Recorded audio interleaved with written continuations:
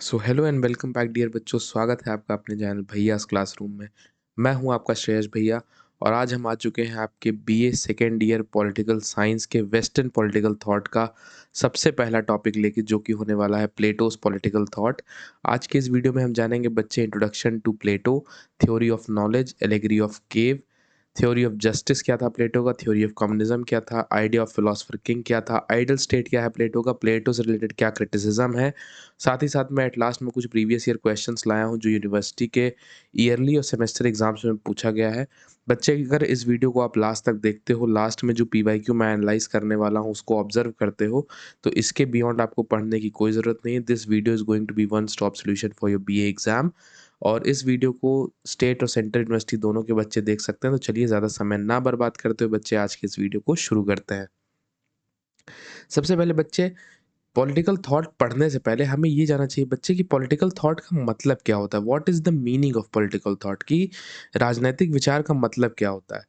तो सबसे पहली चीज़ है बच्चे, political thought represents the idea, value and concerns of a particular age. मतलब जो ये राजनीतिक विचार है, जो पॉलिटिकल आइडिया है या पॉलिटिकल थॉट है, ये क्या दिखाता है? ये किसी समय का आइडिया दिखाता है, उसकी वैल्यूज़ दिखाते हैं और उसकी समस्याएं या कंसर्न दिखाता है।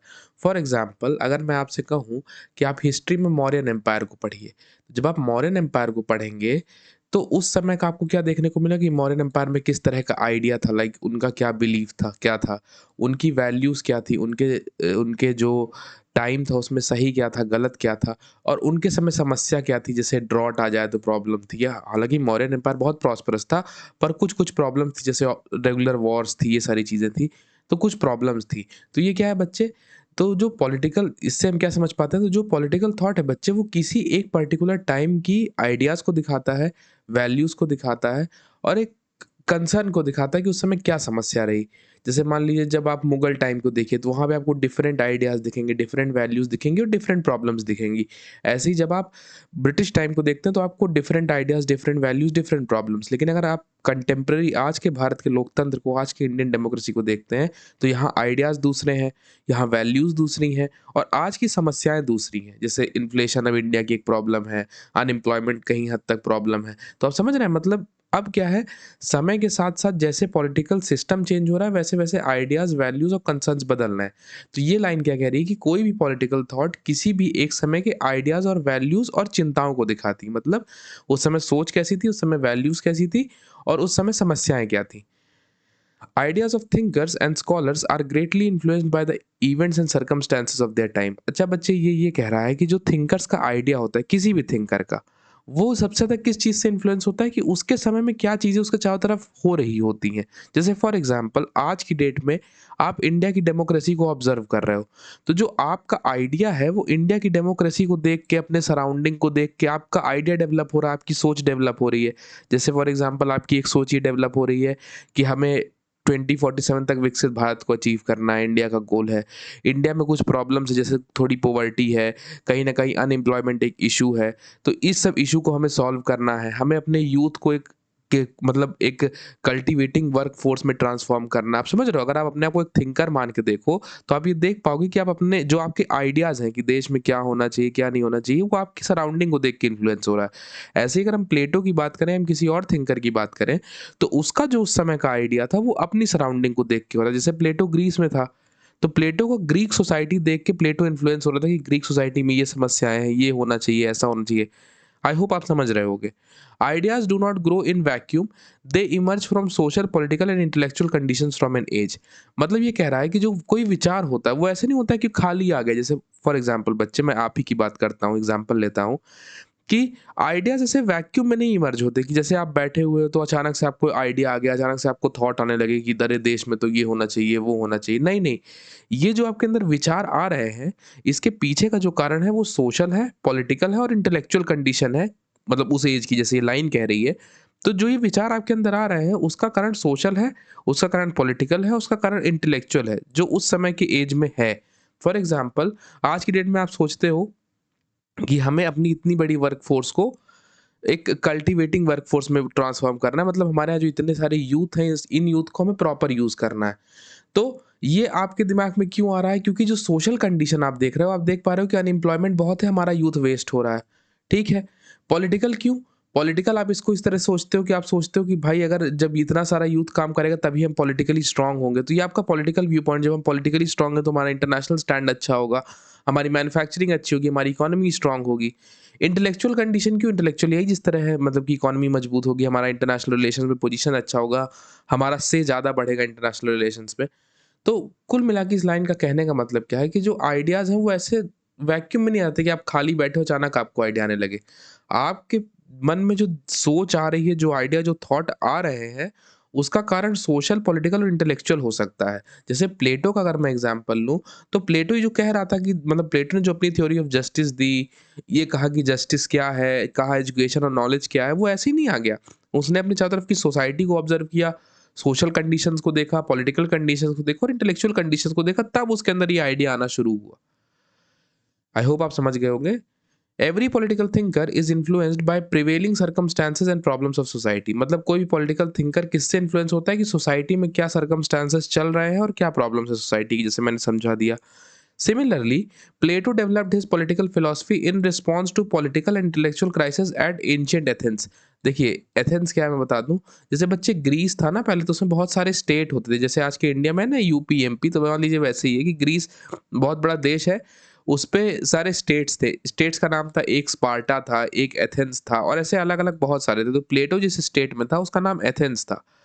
तो ये वही कह रहा है कि प्लेटो के दिमाग में जो आइडिया आया, या प्लेटो ने जो आइडिया डेवलप किया, या प्लेटो ने जो आइडिया या जो थॉट्स दिए, वो कहाँ से इमर्ज हुए? वो उस समय की पॉलिटिकल इंटेलेक्चुअल क्राइसिस जो प्लेटो देख पा रहा था कि जो राजनैतिक पतन हो रहा है, जो इंटेलेक्चुअल डिक्लाइन आ रहा है एंशिएंट एथेंस की सोसाइटी में, उसको देख के उसके अंदर ये आइडियाज डेवलप हुए।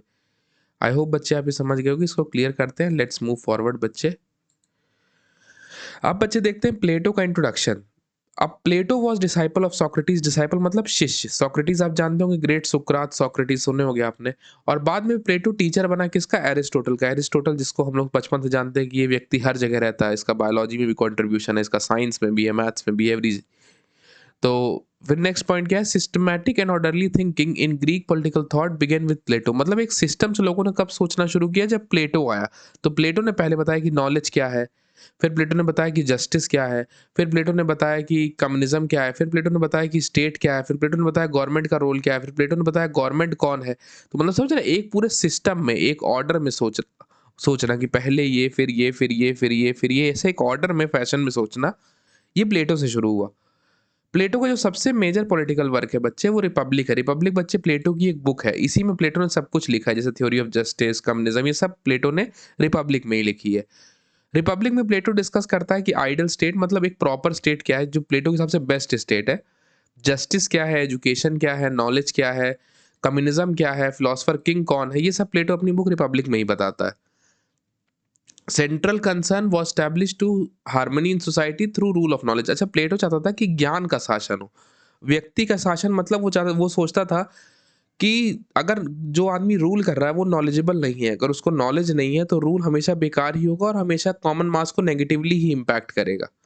सो प्लेटो का मेन कंसर्न था कि सोसाइटी में शांति आए, किसके थ्रू आए? Rule of knowledge. जब कोई एक नॉलेजेबल आदमी रूल कर रहा होता है, सोसाइटी में कॉन्फ्लिक्ट घट जाते हैं, क्योंकि उसके पास हर चीज़ का सॉल्यूशन होता है। जैसे कहते हैं ना, एक महान राजा अगर शासन कर रहा है, तो उस महान राजा के काल में जो उसका समाज है वो खूब प्रॉस्पर कर रहा होता है, सोसाइटी खूब प्रॉस्पर कर रही थी। क्यों कर रही होती? क्योंकि उनमें कॉन्फ्लिक्ट कम हो जाते हैं।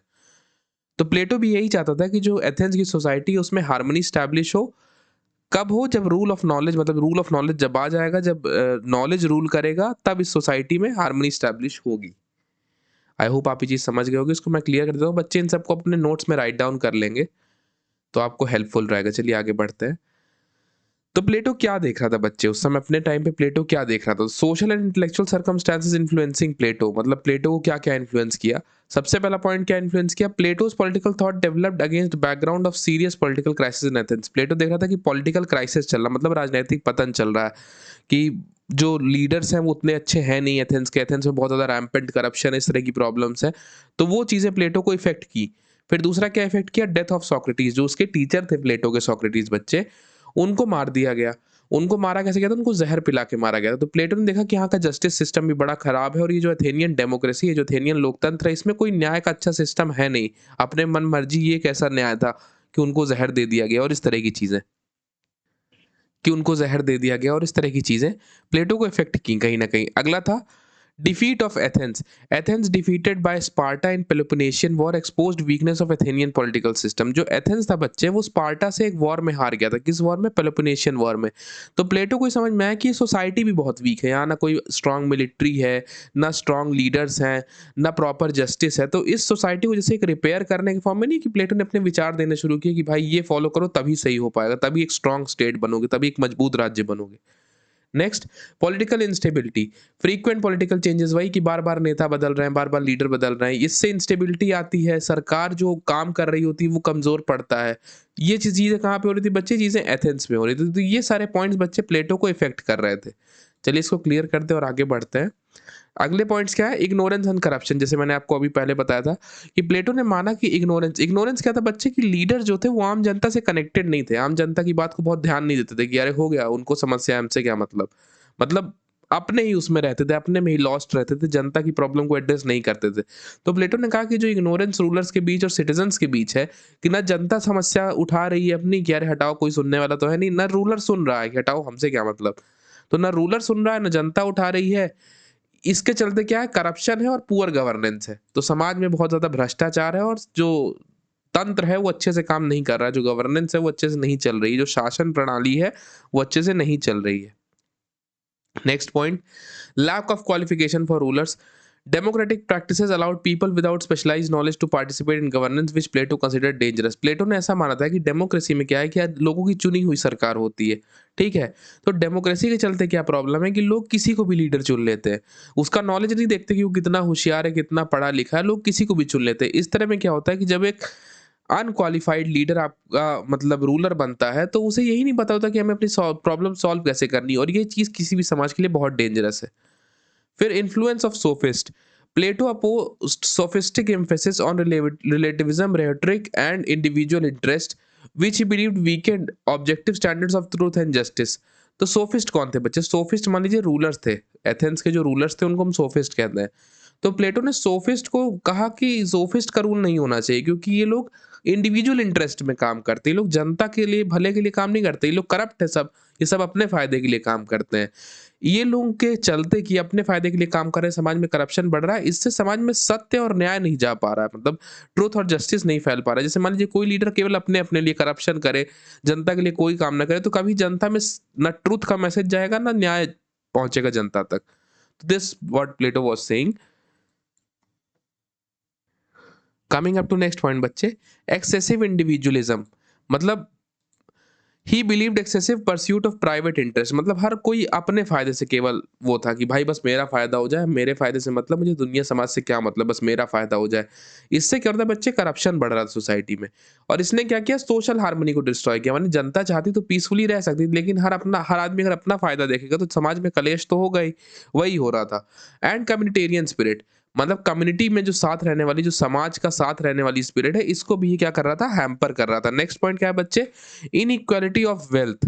मतलब economic inequalities created social division. मतलब कोई बहुत अमीर है, कोई बहुत गरीब है, इससे क्या हुआ बच्चे? एक डिवीजन क्रिएट हो गया, गरीब लोग एक तरफ हो गए, अमीर लोग एक तरफ हो गए, और इसने समाज की जो यूनिटी है उसको खराब किया, जो स्टेट की यूनिटी है उसको खराब किया, उसको डिस्ट्रॉय किया।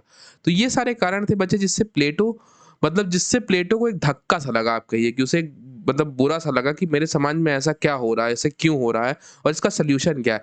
अब इसके सोल्यूशन में बच्चे वो अलग अलग थ्योरीज देना शुरू करेगा, जिसको हम अब आगे पढ़ते हैं। चलिए इसको मैं क्लियर कर देता हूँ, इसको आप नोट्स में राइट डाउन कर लेंगे। चलिए आगे बढ़ते हैं। अब प्लेटो का रिस्पॉन्स क्या था? Plato sought to cure this pathological state of affairs. अब प्लेटो ने सोचा कि ये जो कूड़ा करके रखा है तुमने एथेंस का, इसको सही करना पड़ेगा। By establishing an ideal state. Ideal state मतलब कि एक ऐसा स्टेट जो बेस्ट हो। मतलब आइडल आप समझते हैं ना कि ये तो मेरा आइडल है, आइडल मतलब कि एकदम ये बेस्ट है। अब यहाँ पे जो वो वाला जो मैं आइडल बोल रहा हूँ वो दूसरी चीज है, बट ये जो आइडियल है, आइडियल मतलब एकदम परफेक्ट है। तो प्लेटो ने कहा कि अब ये जो खराब स्टेट है इसको चेंज करना पड़ेगा, और एक ऐसे स्टेट को स्टैब्लिश करना पड़ेगा जहां पे रूल नॉलेज का हो, जस्टिस हो, स्पेशलाइजेशन हो, माने हर आदमी वो काम करे जिसमें वो बेस्ट है, और शांति हो। ऐसे समाज की जरूरत है अब। तो प्लेटो का सेंट्रल पर्पस रिपब्लिक बुक का क्या था? मतलब जिसने बुक लिखी रिपब्लिक, उसका पूरा कोर क्रक्स क्या था, उसका पूरा पर्पस क्या था? कि पूरे समाज में रूल ऑफ नॉलेज हो, मतलब नॉलेज रूल करे, और एक्सेसिव इंडिविजुअलिज्म की केवल अपनत्ववाद की मेरा अच्छा हो जाए, मुझे दूसरे से क्या, ये चीज़ें खत्म होनी चाहिए समाज में। ये नहीं होगा। एक्सेसिव इंडिविजुअलिज्म मतलब कुछ हद तक होगा कि मेरा अच्छा हो, लेकिन एक्सेसिव नहीं होगा। अपना अच्छा करने में इतना अच्छा ना हो करने लगे कोई व्यक्ति अपना कि वो दूसरे का नुकसान करने लगे, जो हार्मनी को डिस्ट्रॉय करे सोसाइटी की, ऐसा कुछ नहीं हो। तो प्लेटो की जो बुक थी रिपब्लिक बच्चे, इसका सेंट्रल आइडिया था कि ज्ञान का शासन हो, रूल ऑफ नॉलेज होगा। आई होप आप समझ गए होंगे बच्चे, इसको मैं क्लियर करता हूँ। चलिए आगे बढ़ते हैं। फिर आता है बच्चे एलेगरी ऑफ केव। अब देखिए मैं बताता हूँ ये एलेगरी ऑफ केव क्या है। तो Plato's allegory of cave explain the difference between appearance and true knowledge. Plato का एलेगरी ऑफ केव कहता है कि एक अंतर होता है बच्चे, जो हमें दिख रहा होता है और जो वास्तविक ज्ञान होता है, इसके पीछे एक अंतर होता है। अंतर क्या होता है वो हम देखते हैं। Plato imagines people living inside a cave who can see only shadows projected on wall. Since they have never seen the outside world, they consider those shadows to be the reality. When one person leaves the cave, तो यहाँ पे क्या है बच्चे कि जब एक person केव छोड़ के बाहर निकलता है तो वो देख पाता है कि ये जो परछाई आप देख रहे हो ना, ये मात्र एक फॉल्स इमेज है।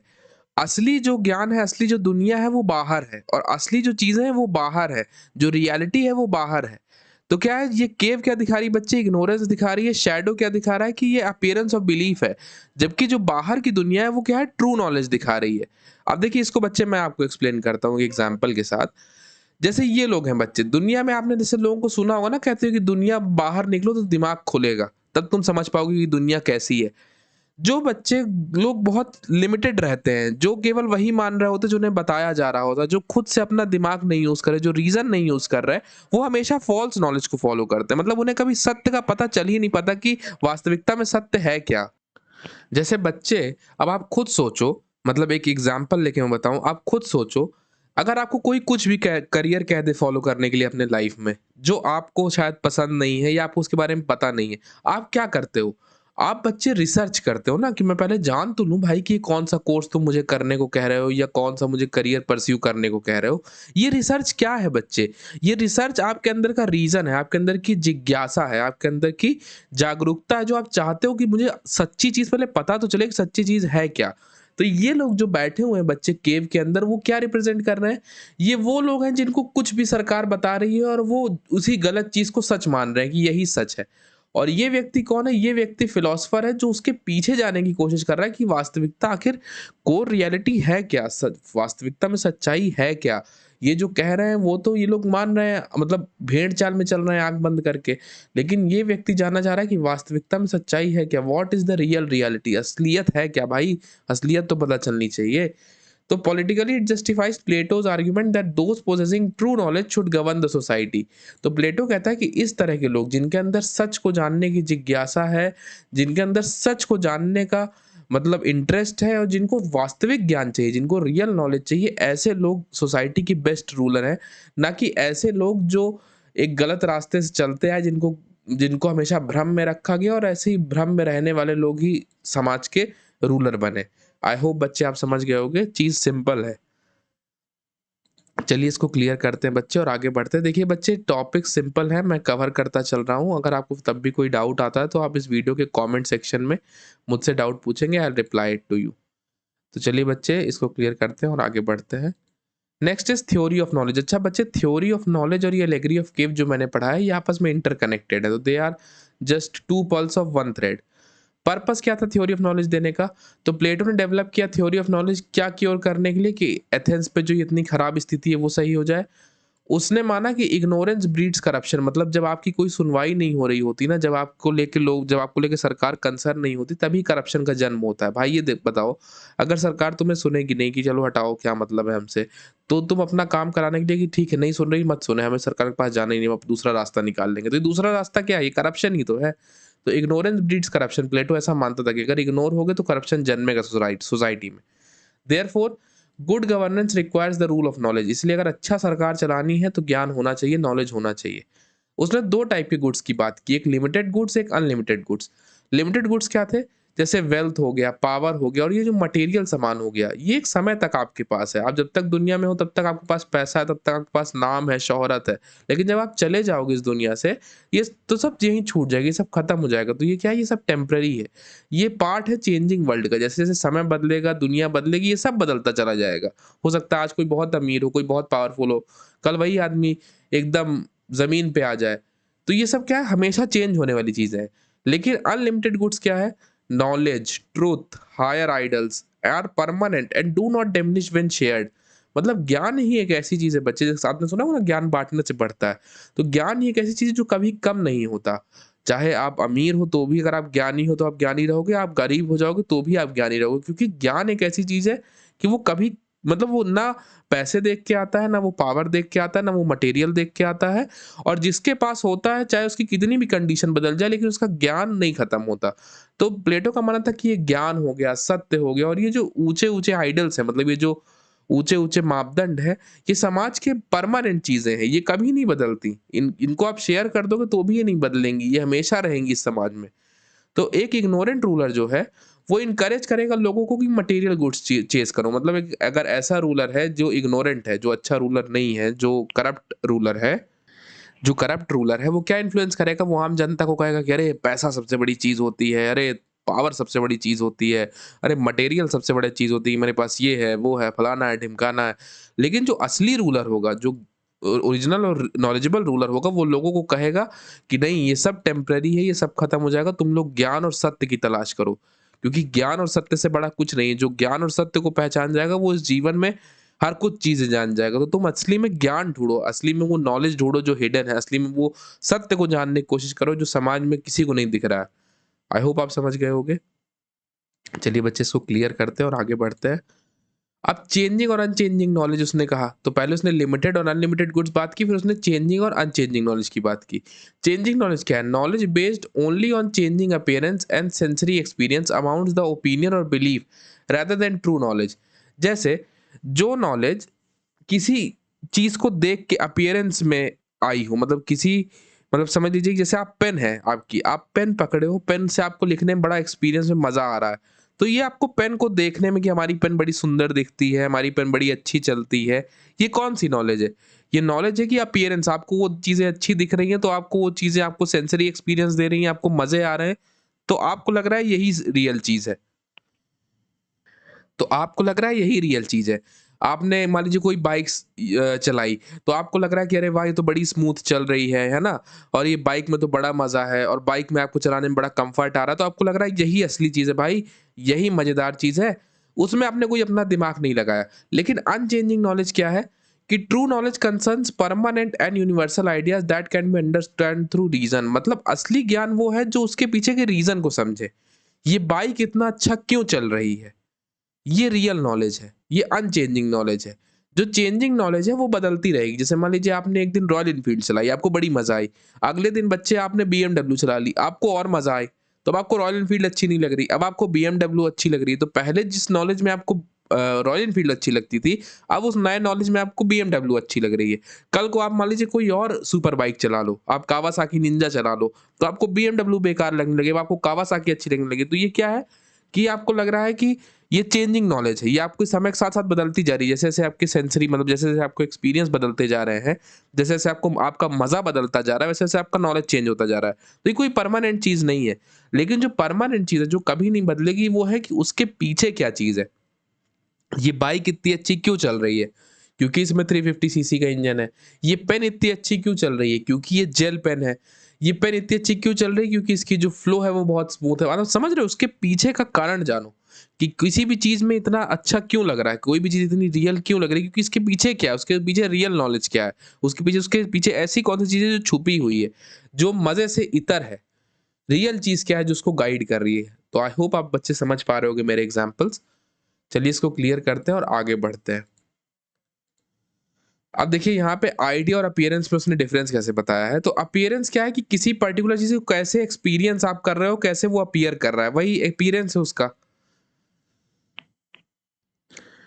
तो अपीयरेंस बच्चे क्या है, किसी भी ऑब्जेक्ट के पीछे का जो मटेरियल वर्ल्ड एक्सपीरियंस है, जैसे मैंने कहा ना कि बाइक चलाने का जो मटेरियल मजा है, वो अपीयरेंस है, वो कैसा दिख रहा है उस हिसाब पे आपकी नॉलेज तय हो रही है। आइडिया और फॉर्म क्या है बच्चे, ये रिफर करता है यूनिवर्सल और unchanging essence behind those object. Essence मतलब कि उसके पीछे जो चीज है उसको रिफ्लेक्ट करता है आइडिया और फॉर्म। फॉर एग्जाम्पल बच्चे जैसे घोड़ा, अब घोड़ा आपको पता है बहुत तेज दौड़ रहा है, अरे ये तो घोड़ा बहुत अच्छा है, तो घोड़ा बहुत तेज दौड़ता है, तो आप ये घोड़े की अपीयरेंस है, आपको लग रहा है कि घोड़ा, ये आप अपीयरेंस वाले नॉलेज से देख रहे हो। लेकिन जब आप आइडिया से देखोगे तो घोड़े के पीछे वो जो चीज है जो उसको इतनी स्ट्रांग बनाती, जो उसको इतना वो करती, उसको इतना बूस्ट अप करती, घोड़े का जो नेचर है ये अनचेंजिंग है। एक घोड़ा मरेगा दूसरा घोड़ा आ जाएगा, लेकिन जो उसका नेचर है घोड़े का, जो हॉर्सीनेस है वो कभी नहीं बदलेगी। तो रियल नॉलेज क्या है, घोड़े का नेचर, जो हॉर्सीनेस है वो रियल नॉलेज है। जैसे संविधान है, कॉन्स्टिट्यूशन, तो आप कह रहे हो अरे वाह बड़ी अच्छी बुक है, फिजिकल, आप फिजिकली हाथ में उठाओ, आप कहोगे अरे बड़ी अच्छी बुक है, इसमें तो बहुत सारी अच्छी अच्छी चीजें हैं, ये चीजें हैं।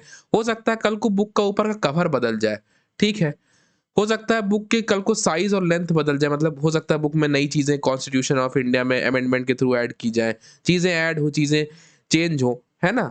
लेकिन क्या नहीं बदलेगा, वो डीप आइडियाज हैं जिस पे ये देश रिलाय करता है, जैसे लिबर्टी, इक्वालिटी, जस्टिस। तो ये सारे रियल आइडियाज हैं, ये कभी नहीं बदलेंगे। संविधान की बुक चाहे थोड़ी सी खराब भी होगी, समय के साथ साथ डिटोरिएट भी होगी, बुक की क्वालिटी, पन्ने की क्वालिटी खराब होगी, लेकिन ये जो आइडियाज है ये कभी खराब नहीं होंगे, ये हमेशा उतने ही इफेक्टिव रहेंगे।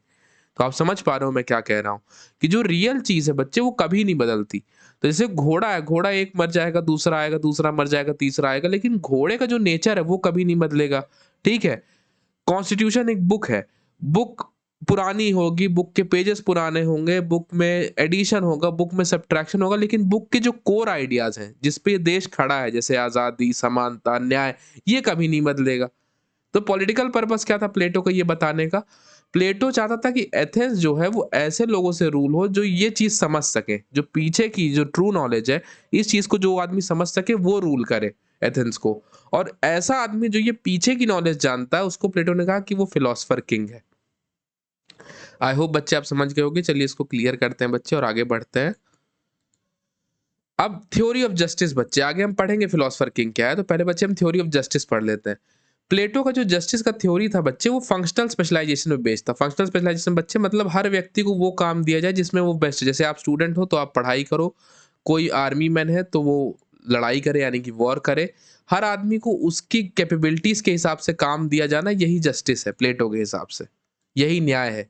जैसे आप स्टूडेंट हो तो आप पढ़ाई करोगे, आपके फादर का काम है जॉब करना तो वो जॉब करेंगे, आपके टीचर का काम है पढ़ाना तो वो पढ़ाएंगे। आपका टीचर पढ़ नहीं सकता, वो स्टूडेंट नहीं हो सकता, आप पढ़ा नहीं सकते, समझ रहे हो। ये against functional specialization. Functional specialization क्या है कि जो जिस काम के लिए बना है वो वही काम करेगा, ये है functional specialization. Next point, justice exist when every individual performs the function for which they are naturally best suited. देखिए जैसे मैंने कहा ना कि जो व्यक्ति जिस काम को करने में बेस्ट है वो काम वही व्यक्ति करे, जिसका काम उसी को साजे, आपने सुना होगा। Justice means proper stationing of different parts of society and non interference in each other specialized function. मतलब कि सोसाइटी के हर एक पार्ट को प्रॉपर उसकी जगह पे रख देना। जैसे बच्चे, पार्लियामेंट का काम है लॉ बनाना, एग्जीक्यूटिव का काम है उसे जमीन पर लागू करना, और जुडिशरी का काम है उसमें जजमेंट देना, उसके कंसर्न्स को एड्रेस करना। तो जिसका काम जो है वो वही अपना अपना काम करे। ये जो तीनों पार्ट है सोसाइटी के, ये प्रॉपरली प्लेस हो, जिसकी जो लिमिटेशन है वो उसी की लिमिटेशन में रहे, और कोई एक दूसरे में इंटरफेयर ना करे। यही बच्चे क्या है, यही बच्चे नॉलेज, यही बच्चे सॉरी जस्टिस है, यही न्याय है, कोई किसी में इंटरफेयर ना करे। हालांकि बच्चे डेमोक्रेसी के कंटेक्स्ट में ये चीज आप एकदम एग्जैक्टली लागू होते हुए नहीं देख सकते, लेकिन लमसम सेम है। Justice produces excellence and harmony in society. अगर इस तरह की चीजें होंगी कि जो व्यक्ति वही काम करेगा जिसके लिए वो बेस्ट है, जिसका काम उसी को साजे होगा, तो समाज में लड़ाइयां नहीं होंगी। भाई जिसको राजा बनने के लायक है वो राजा बन रहा है, जो युद्ध लड़ने के लायक है वो युद्ध लड़ रहा है। पर अगर बच्चे कभी करप्शन के चलते ऐसा हो जाए कि युद्ध लड़ने वाले की इच्छा हो जाए कि अब तो हम राजा बनेंगे, तो सोसाइटी में क्या होगा, डिस्टेबलाइजेशन आएगा, हार्मनी खराब होगी सोसाइटी की। तो प्लेटो कहता है अगर जो अपना काम, जिस व्यक्ति जो काम के लिए बना है वो व्यक्ति अगर वही काम करेगा तो समाज में शांति बनी रहेगी, हार्मनी बनी रहेगी। चलिए इसको क्लियर करते हैं और आगे बढ़ते हैं बच्चे। अब प्लेटो क्या करता है, दो टाइप की जस्टिस की थ्योरी देता है। एक तो कन्वेंशनल थ्योरी है, एक प्लेटोस थ्योरी है। अब कन्वेंशनल थ्योरी क्या है, मतलब जो हमेशा से जस्टिस का परसिवरेंस रहा है। Conventional approaches generally understand justice through loss, right, claims and obligation. मतलब जो इस तरह, अच्छा बच्चे मैं पूछूं आपसे जस्टिस क्या है, तो आप कहोगे कि भैया अगर किसी के साथ अन्याय हो जाए और कानून ने जिसने गलत किया उसको सजा दे दे, यही जस्टिस है। मेरे अधिकार जो है भैया वो सरकार ना हनन कर पाए या मतलब उनका वायलेशन ना हो, यही जस्टिस है भैया। जो मेरा अधिकार है भैया, जैसे जो मेरे क्लेम्स हैं जो मुझे चाहिए ही चाहिए, जैसे जो मेरी जमीन है वो मेरा क्लेम है, वो मुझे मिल जाए, यही जस्टिस है भैया। तो ये आज की चीज़ है ना बच्चे, ये आज का समाज ऐसा मानता है, ये कन्वेंशनल है, ये पूरी दुनिया ऐसे ही मान रही है कि भाई किसी ने गलत किया उसको दंड दे दो, और जो बेचारा कमज़ोर दबा कुचला है उसको न्याय दे दो, यही जस्टिस है। तो वही कह रहा है कि पूरी जगह जस्टिस किस तरह से प्रचलित है, लॉस के थ्रू, कि जिसने बुरा किया उसको सजा दे दिया, जिसके साथ बुरा हुआ उसको जस्टिस मिल गया। समझ रहे हो? लॉस के थ्रू है, राइट्स के थ्रू है कि भाई आपको अधिकार है, जैसे आपको right to freedom of speech है इंडिया में, समझ रहे हो? राइट्स है, क्लेम्स कर सकते हो आप अपने कि भाई ये मेरी ज़मीन है, ऑब्लिगेशंस हैं। तो जो ये तरह की चीज़ें ये कन्वेंशनल है, लेकिन प्लेटो कहता है ये जस्टिस नहीं है। प्लेटो के हिसाब से ये जस्टिस नहीं है। प्लेटो के हिसाब से क्या जस्टिस है? Plato gives greater emphasis to duties and functions. Plato का मानना था कि अपना काम अगर कोई अच्छे से ईमानदारी से कर रहा है, वही जस्टिस है। जैसे मेरा काम पढ़ाना है, तो आपने सुना होगा ना, लोग कहते हैं कि मैं अपना ये काम करता हूँ तो मैं ऐसे करता हूँ कि मैं उसको जस्टिस दे पाऊँ। ये प्लेटो का ही आइडिया है। जैसे आप कहोगे ना, जैसे आप सोचते होगे कि मैं पढ़ाई ऐसे करूँगा जैसे मैं अपनी पढ़ाई को जस्टिस कर पाऊँ अपनी पढ़ाई के साथ। मैं आपको बच्चे ऐसे पढ़ा रहा हूँ जैसे मैं अपने पढ़ाने को जस्टिफाई कर पाऊँ, जस्टिस दे पाऊँ आपके इस पढ़ाने को। तो प्लेटो कहता है यही, अगर अपना काम कोई अच्छे से कर पा रहा है तो वही रियल जस्टिस है। Justice exist when individual and institution perform their appropriate duties. मतलब न्याय तभी एग्जिस्ट करता है जब कोई व्यक्ति या कोई संस्थान अपना काम करता है, वही न्याय है, ईमानदारी से। Thus justice is both an individual virtue और अ सोशल वर्च्यू। मतलब इससे हमें पता चलता है कि जस्टिस इंडिविजुअल वर्च्यू भी है। मतलब जैसे मेरा इंडिविजुअल वर्च्यू क्या है कि मैं अपने बच्चों को ऐसा पढ़ा पाऊँ कि उन्हें सब समझ में आए, मैं अपने पढ़ाने के साथ जस्टिस कर पाऊँ, तो ये इंडिविजुअल वर्च्यू है। सोशल वर्च्यू क्या है कि कोई सोसाइटी, मान लीजिए कोई इंस्टीट्यूशन है, जैसे सरकार ये चाहे कि हम ऐसे काम करें कि हम अपने सारे लोगों की proper public service delivery ensure करें, उनकी जो कमी है, उनके जो कंसर्न्स है हम सुने, उसको एड्रेस करें। तो ये सोशल वर्च्यू है, ये समाज के प्रति है। आई होप बच्चे आप समझ गए होंगे। चलिए इसको क्लियर करते हैं और आगे बढ़ते हैं। इंडिविजुअल और स्टेट के बीच में प्लेटो क्या कहता है? State is individuals writ large. Plato का मानना था कि जो स्टेट है वो इंडिविजुअल का रेट लार्ज है। इसका मतलब क्या है बच्चे, कि देखिए जैसे हम और आप हैं, यही बताएगा कि पूरा स्टेट हमारा कैसा है। फॉर एग्जाम्पल बच्चे, मान लीजिए मैं 4 बच्चों को लेता हूँ, ठीक है, और चारों बच्चे एमपी के हैं, ठीक है, और बस यही 4 बच्चे एमपी में रहते हैं। तो इन 4 बच्चों का बिहेवियर कैसा है ना, ये बताएगा कि एमपी स्टेट कैसा है। जैसे आप कहते हो ना, मतलब फॉर एग्जांपल मैं एक लेम एग्जांपल देता हूँ, जैसे आप कहते हो कि भैया इस स्टेट में क्राइम तो बहुत है। तो क्राइम क्या ये स्टेट थोड़ी कर रहा है, क्राइम वहाँ के लोग कर रहे हैं, और वहाँ के लोग से क्या है, स्टेट की इमेज ऐसी बन गई कि स्टेट में तो क्राइम बहुत है। इसका मतलब यही है कि जो व्यक्ति का चरित्र होगा उस राज्य के, वही उस राज्य का चरित्र बनेगा।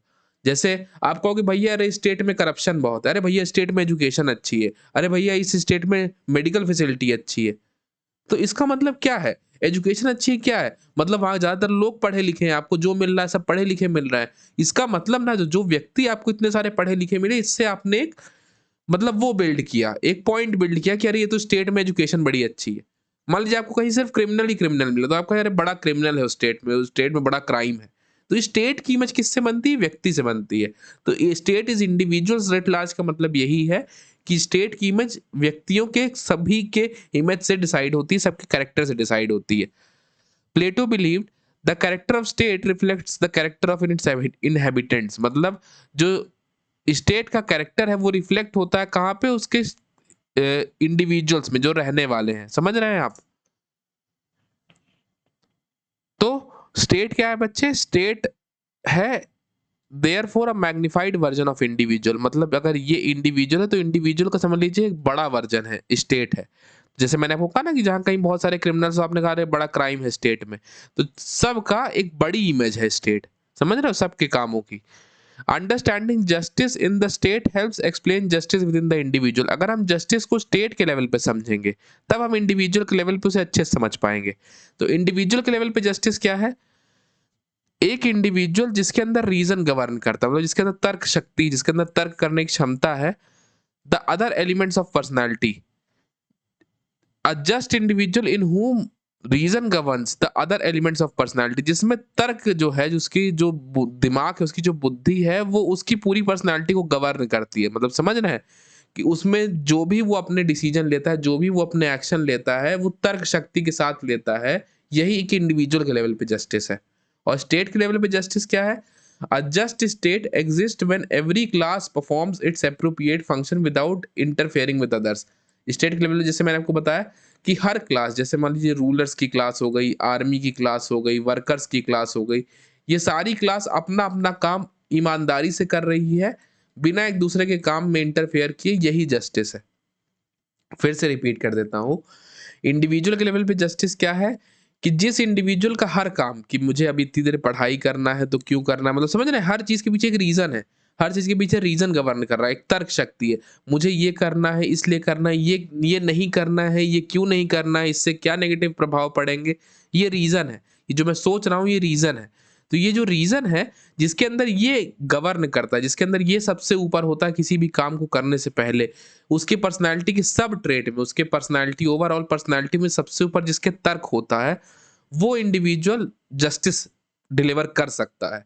और स्टेट के लेवल में जब सारे स्टेट के फंक्शनरीज जो हैं वो अपना अपना काम पूरी ईमानदारी से करें, कि भाई रूलर का काम है अपनी जनता को खुश रखना तो वो खुश रखा है, आर्मी का काम है सेफ रखना तो वो सेफ रखी है, ट्रेडर्स का काम है बिजनेस करना, वो एकदम बिजनेस करके इकोनॉमिकली प्रॉस्पेरिटी लेके आ रहे हैं, वर्कर्स का काम है वर्क करना, वो वर्क कर रहे हैं, और कोई एक दूसरे के काम में इंटरफेयर नहीं कर रहा। आर्मी वाले को रूलर नहीं बनना है, रूलर वाले को कुछ और नहीं बनना है, वर्कर क्लास को आर्मी में नहीं जाना है, ट्रेडर क्लास को रूलर नहीं बनना। जब कोई एक दूसरे के काम में इंटरफेयर नहीं कर रहा, सब अपना काम ईमानदारी से कर रहे हैं, तो वो स्टेट के लेवल पे जस्टिस है। आई होप बच्चे आप समझ गए होंगे। इसको क्लियर करते हैं और आगे बढ़ते हैं। Tripartite structure of state and individual. अब उसने कहा तीन स्ट्रक्चर हैं भाई। किसके तीन स्ट्रक्चर हैं? स्टेट और इंडिविजुअल के तीन स्ट्रक्चर हैं। प्लेटो establishes a parallel between human personality and social classes। मतलब ये ह्यूमन की पर्सनालिटी है और इसी के एकदम पैरेलल क्या है? सोशल क्लासेस है, मतलब समाज है। तो रीजन जिनमें होगा वो रूलर्स बनेंगे, जैसे फिलोसफर किंग्स। जिनमें स्पिरिट होगी कि हमें कुछ करना है, कुछ कर गुजरना है, समझ रहे हैं, वो वॉरियर्स बनेंगे, वो लड़ाई करेंगे, जंग करेंगे। जिनमें एपेटाइट होगी, जिनमें भूख होगी कि नहीं हमें तो जस्ट एक क्रिएट करना है, हमें तो अभी रुकना नहीं, हमें तो और कमाना है, हमें तो और करना है, समझ रहे हैं, वो प्रोड्यूसर बनेंगे, वो बिजनेस क्लास में जाएंगे। तो जस्टिस कब इमर्ज होगा? जब ये तीनों लोग अपना काम प्रॉपरली करेंगे, तब जस्टिस इमर्ज होगा। आप समझ गए होंगे बच्चे। चलिए आगे बढ़ते हैं। अब प्लेटो ने कौन सा मेथड यूज किया? डायलेक्टिकल मेथड यूज किया थ्योरी ऑफ जस्टिस को समझाने के लिए। डायलेक्टिकल मेथड क्या है बच्चे? डायलेक्टिकल मेथड है बच्चे, जैसे मैं और आप बात कर रहे हैं, फॉर एग्जांपल श्रेयस भैया, और मान लीजिए आप में से कोई बच्चा है, मान लीजिए कोई है गोकुल कुल्हाड़ीबाज, कोई आप में से एक बच्चा है गोकुल कुल्हाड़ीबाज, ठीक है। आप में से जो ये गोकुल कुल्हाड़ीबाज है और मेरी बात हो रही है, ठीक है। तो मान लीजिए मैंने कोई आइडिया दिया कि तुमको ऐसे करना चाहिए, फिर गोकुल कुल्हाड़ीबाज ने आइडिया दिया कि भैया मैं भी ऐसा सोच रहा हूँ, पर मुझे इसके साथ ऐसा भी करना चाहिए। तो मुझे अपना आइडिया अच्छा लगा और गोकुल कुल्हाड़ीबाज का दूसरा वाला आइडिया अच्छा लगा, तो मैं इन दोनों को मिला के एक आइडिया बना दूंगा, और जो मुझे पसंद नहीं आया उसको मैं रिजेक्ट कर दूंगा। यही है बच्चे डायलेक्टिकल मेथड। हमारे और आप में बात हुई, और आपका मुझे कुछ आइडिया पसंद आया, मुझे अपना आइडिया पसंद आया, इसको मिक्स करके मैंने एक आइडिया बना दिया। लेकिन आपने मुझे 4 आइडियाज दिए थे, पर पसंद मुझे एक आया और 3 को मैंने रिजेक्ट कर दिया जो मुझे नहीं पसंद आया। यही डायलेक्टिकल मेथड है। तो प्लेटो ने अपनी थ्योरी ऑफ जस्टिस कैसे डेवलप की थी बच्चे? डायलेक्टिकल मेथड से। इसका मतलब है डायलॉग और क्रिटिकल एग्जामिनेशन। क्रिटिकल एग्जामिनेशन यही ना कि ये सही है या ये गलत है, चर्चा परिचर्चा जिसको कहते हैं। Of competing arguments to arrive at truth, कि वाकई सच क्या है। जैसे मेरे हिसाब से सच ये है कि ये होना चाहिए, ये होना चाहिए, तो मैंने इसको मिला के एक आइडिया बना दिया। चलिए इधर एग्जाम्पल एक समझाता हूँ। जैसे मान लीजिए श्रेयस भैया है, ये गोकुल कुल्हाड़ीबाज कोई बच्चा है, ठीक है। तो यहाँ पे एग्जाम्पल ले लेते हैं। जैसे मान लीजिए मैंने कहा कि बच्चे ए होना चाहिए, दूसरे वाले ने कहा बच्चा की कहा कि भैया बीसी भी होना चाहिए। तो मैंने कहा मुझे ए और सी तो सही लग रहा है, तो मैंने ए और सी को उठा के अपना एक आइडिया बना दिया कि तो श्रेयस भैया का आइडिया है कि ए और सी सही है, और बी गलत है तो बी को मैंने नहीं एक्सेप्ट किया, बी को मैंने रिजेक्ट कर दिया। तो यही डायलेक्टिकल मेथड है। अब प्लेटो बच्चे अपनी थ्योरी ऑफ जस्टिस को डेवलप करते हुए 3 लोगों से बात करता है। 3 लोगों से उसे 3 थ्योरी मिलती है। तो पहले उसे ट्रेडिशनल थ्योरी मिलती है, आगे उसे रेडिकल थ्योरी मिलती है और एक थ्योरी और मिलती है जिसको हम आगे देखेंगे। सबसे पहले बच्चे को किससे बात करता है? सबसे पहले वो बात करता है सिफेलस से। जैसे मान लीजिए प्लेटो गया सिफेलस के पास और सिफेलस से सबसे पहले चर्चा करता है। सिफेलस से पूछता है, क्यों भाई सिफेलस, कैसे हो, समोसा वमोसा खाए? तो उसने कहा कि हाँ भैया, समोसा तो खा लिए। तो कहे कि यार ये बताओ, तुम्हारे हिसाब से न्याय क्या है? जैसे मैं आपसे पूछूं बच्चे की आपके हिसाब से पढ़ाई क्या है, ज्ञान क्या है? तो वैसे ही प्लेटो ने पूछा कि क्यों भाई सिफेलस, व्हाट इज जस्टिस, न्याय क्या है तुम्हारे हिसाब से? तो सिफेलस आंसर देता है कि मेरे हिसाब से न्याय तो ये है कि भाई प्लेटो भाई, कि सच बोलो और अपने कर्जे चुकाए रखो, अपने उधार चुकाए रखो, यही सत्य है। यही मतलब यही न्याय है, यही प्लेटो है, मतलब सॉरी यही न्याय है, मैं क्या बोल रहा हूँ, यही न्याय है भाई प्लेटो का। अच्छा, मतलब? तो कहा मतलब ये है कि जैसे मान लो कोई चीज है उसको लेके तुम हमेशा ट्रुथ बोलो और जिसका जिसका कर्जा है तुम्हारे ऊपर उसको चुकाए रखो, ऐसा नहीं किसी के कर्जदार रहो। तो जब तुम कर्जे से मुक्त रहोगे और हमेशा सच बोलोगे, यही न्याय है। प्लेटो सोक्रेटिस बन के बात करता है अपनी बुक में, तो मतलब ये उसने मतलब ये बुक से उसके रेफरेंस लिया है। प्लेटो कहता है, प्लेटो इसको रिजेक्ट कर देता है कि नहीं यार ये बात सही नहीं है।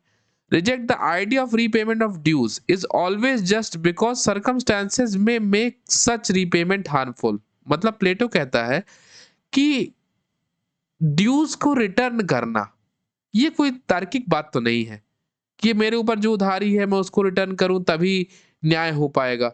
हो सकता है मेरे माँ बाप की उधारी है मेरे ऊपर, वो कैसे मैं लौटाऊं? तो इस तरह तो मैंने जीवन भर अन्याय ही किया है, समझ रहे हो?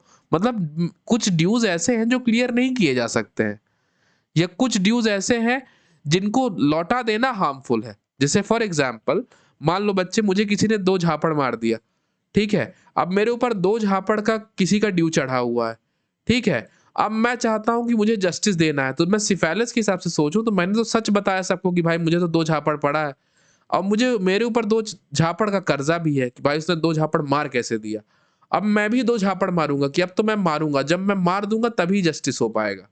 तो ये हार्मफुल नहीं है, ये सोसाइटी के लिए हार्मफुल है कि भाई मेरे ऊपर तुमने 2 झापड़ चढ़ाया, मैं तुम्हारे ऊपर चढ़ा दूंगा। तो ये आप देख पा रहे हो, ये एक हार्मफुल चीज है। तो 2 बातें हैं इसमें।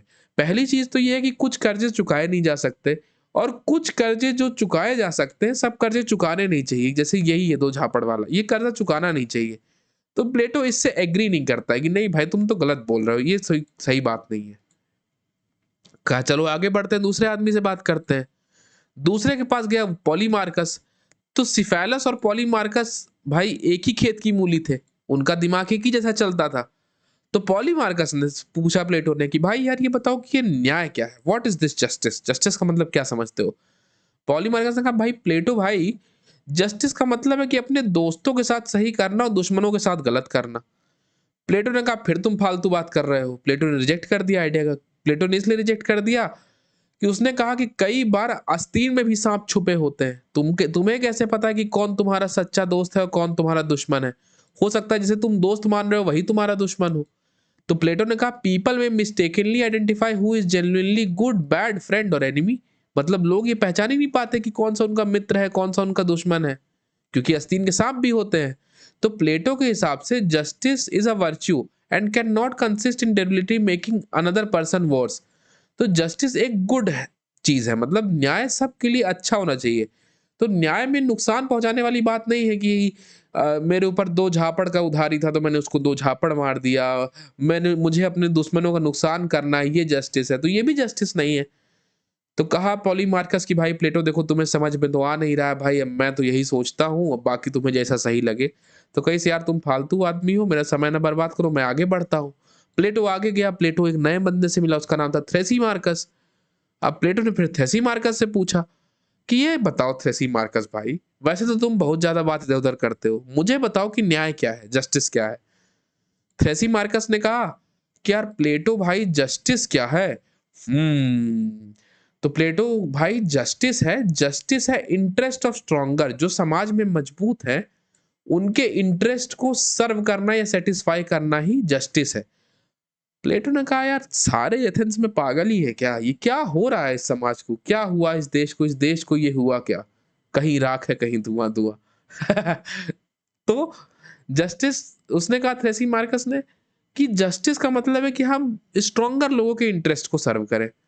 कहा यार ये कैसी बात कर रहे हो, एक तो वैसे ही करप्शन, तो करप्शन वाली बात हो गई कि नेता साहब की चाटुकारिता कर रहे हो कि अरे सर, शराब से जैसे सर तो कोई है ही नहीं। थ्रेसी मार्कस कहता है कि रूलर्स तो कानून बनाते हैं अपने इंटरेस्ट के हिसाब से, और अगर हम उनके इंटरेस्ट को सर्व करेंगे तो हो सकता है हमारे लिए अच्छे कानून बनाए।